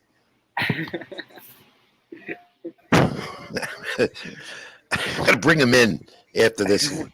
Last one with you is yes or no, driving with Rich Mancuso in traffic. Yes or no? Nobody beats the Wiz. That's a no. You don't want to do that. No, do you enjoy being in traffic? Oh, yeah. That's what I want to know. I enjoy it. Yeah, I enjoy it. I thought you were asking others like. Well, because you didn't see me go on a tirade, you didn't enjoy it. I got a preview. The tirade we had. I got a preview here and there. I know you did. John, come on in. Our great producer at the SLG Network. That's Nobody Beats the Wiz. Put that logo up again. Nobody Beats the Wiz. I want everyone to see that. He's the lion. We do it every week, yes or no. He did a good job again with it, Robert Rizzo. John, do you like rain? Do you like sunshine? I think you're a thunder guy, rain and thunder guy like me. You like that? Yes, and that's only because it usually gets cooler outside. It usually, and I like the sound of rain. I love it. I love the sound of rain. I love the clapper thunder, and that's not because I'm cryptic. I just like it. I like it, and I hate the sun. I'm not a sunshine guy. I'm not. I'm bald. I have to wear a hat anyway. Couldn't do it. I'm not a beach guy. I hate the sun. I hate the beach. You look forward to the rain. I love the rain. Oh, yeah. I love the rain. The only time I don't like rain is I'm at the ballpark and I'm in a rain delay. Because that could be tedious, boring, stupid, whatever. And I don't want to do that, waiting for the top to come off. Who's this? The Plague Doctor 73? That's he Calvin. Says that John. Oh, Calvin. You got to get Calvin on the program. Talk about the Houston Astros. This big Houston Astro fan. All right. John, thanks for putting up with us tonight. Thanks for putting up with me because this has been a long one, and we're going to wrap it up in a moment. Not a problem. All right. We'll bring you back one more time after we wrap up. So we got to get the fact of the week, see if you got the answer. All right. Thank you, Wiz, for the Nobody Beats the Wiz this week. Let's go over a few other odds and ends before we say goodnight. Hall of Fame weekend coming up. We're going to be there Sunday up in Cooperstown. Latino Sports has the bus trip. We thank everyone who's responded. You could still seats available on that bus. And if you want to read it, Wiz, real quick. We're going to go see David Ortiz get inducted. And round trip transportation with a luxury coach bus to Cooperstown Hall of Fame on Sunday, July 24th. Bus leaves at 6:30 a.m. from 150th and Grand Course in the Bronx, and should return at 9 p.m. to 10 p.m. that same night. But hopefully no traffic.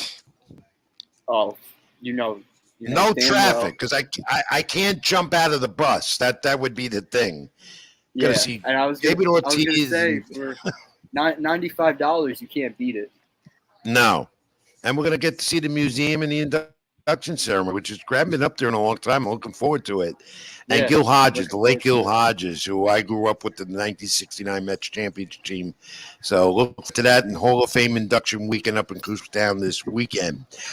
Did you see this? LeBron James asked why why he doesn't like Boston and their fans. Did you see this note? Yeah, I saw that. And he says they're going to say whatever the F they want to say. That was his response as to why he can't stand Boston and their fans. It's kind of a dumb comment overall because he's a minorship owner of the Red Sox. He has ownership of that group. So you're just violating your own fan base, kind of. Well, maybe he's trying to send them a message. Any Celtics fan is a Red Sox fan, so it's just like yeah, but maybe he's trying to send time. them a message. LeBron has been very outspoken in a lot of parts of his career here, and that one's going to draw a lot of flack, a lot. Oh, yeah, and I saw that. Yeah, NBA has been quiet right now, but there's some activity, some rumors. We'll get more into that next week on the program. NFL training camps open up this week, and we'll talk more about that. And we'll have Scott Engel on, our football guru, in the weeks to come. And the Plague Ducks are the Lakers fan all day, baby. Okay, we got your point about the Lakers.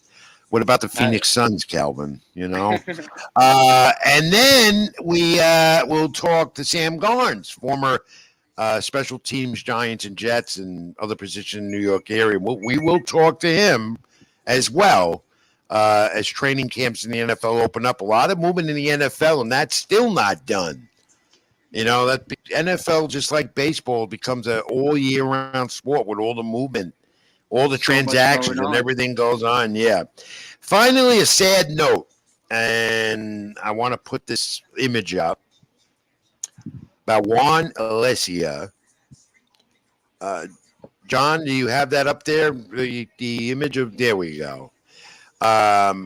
John passed away Monday down in Florida, 85 years old. As you see in the background, the Citi Field Spanish radio broadcast booth last year was named in his honor, just like Ralph Kiner in the TV booth, longtime Mets broadcaster, and Bob Murphy, the radio booth, longtime New York Mets broadcaster. Now, Juan and I go back. I wrote a piece on LatinoSports.com yesterday, and a little memorial about him. We went back a while because I knew his son played ball at my alma mater in the Bronx, Dewitt Clinton High School. He became a scout, and a good one at that, and a good broadcaster. He was in the Mets organization since 1969.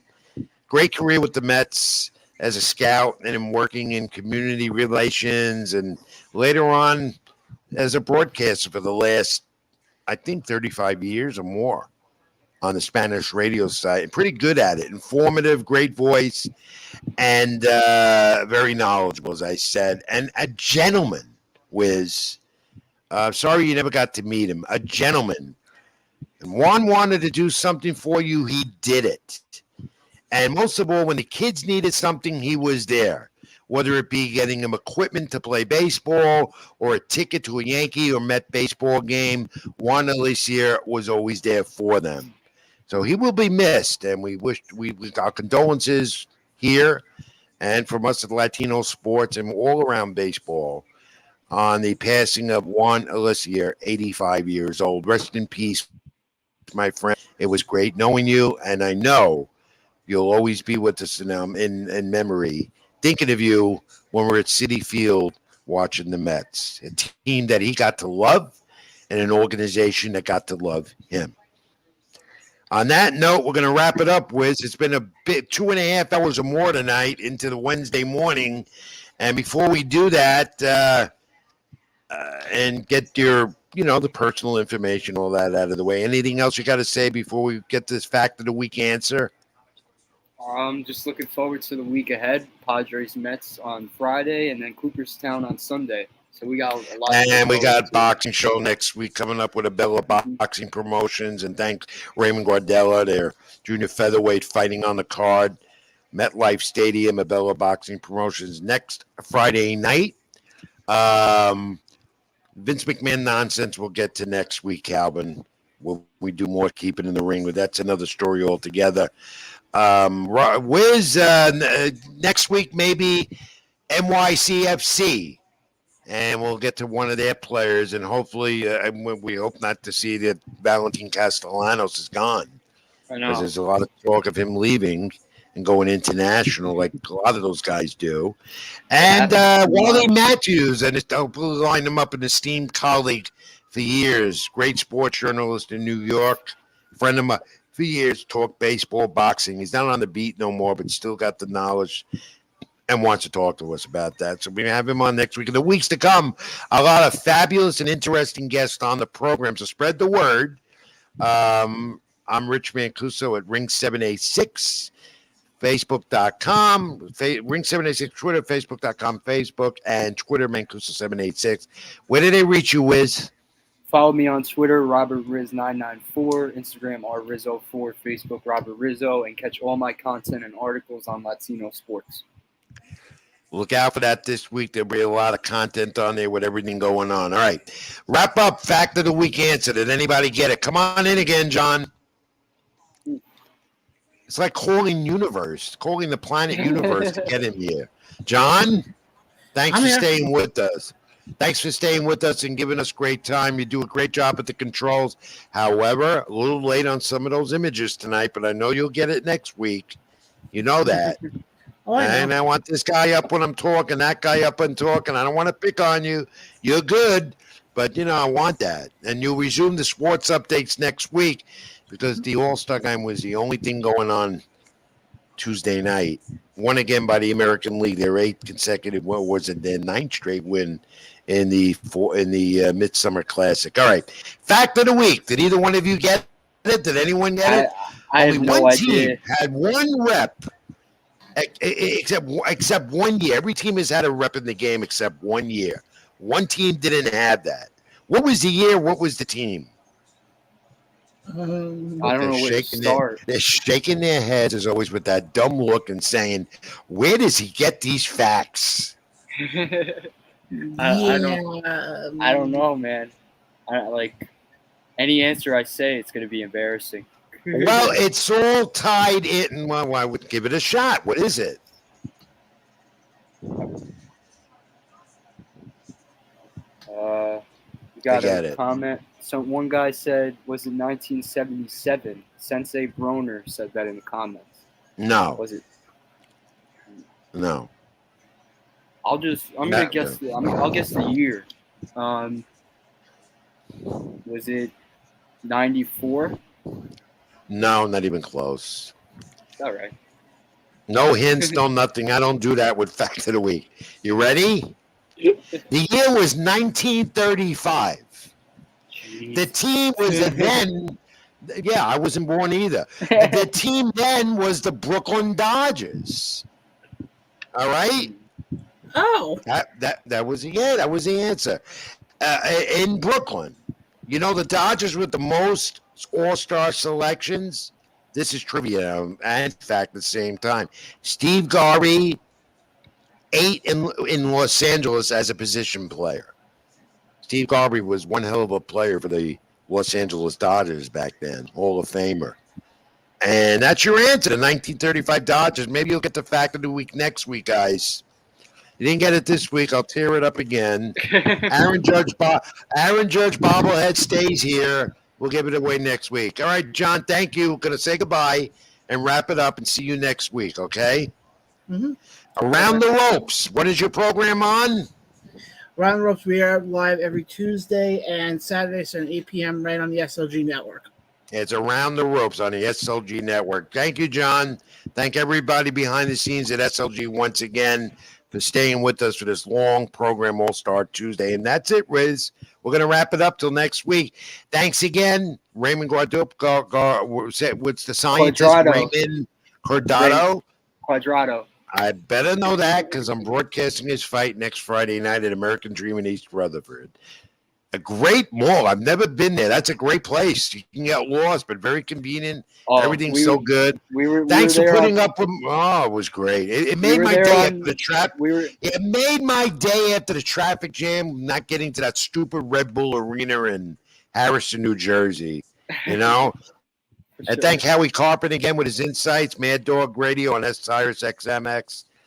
Baseball Knowledge, official scorer, NewYorkSportsA.com columnist, and Justin Shackle, again, with the Zone doing boxing with Eddie Hearn and Matchroom, and New York Yankees Digital, and a fill-in voice for John Sterling. We heard exclusive on the program. He's got a few more dates coming up in August, filling in for John Sterling on the road, and we wish Justin the best of luck and continued success.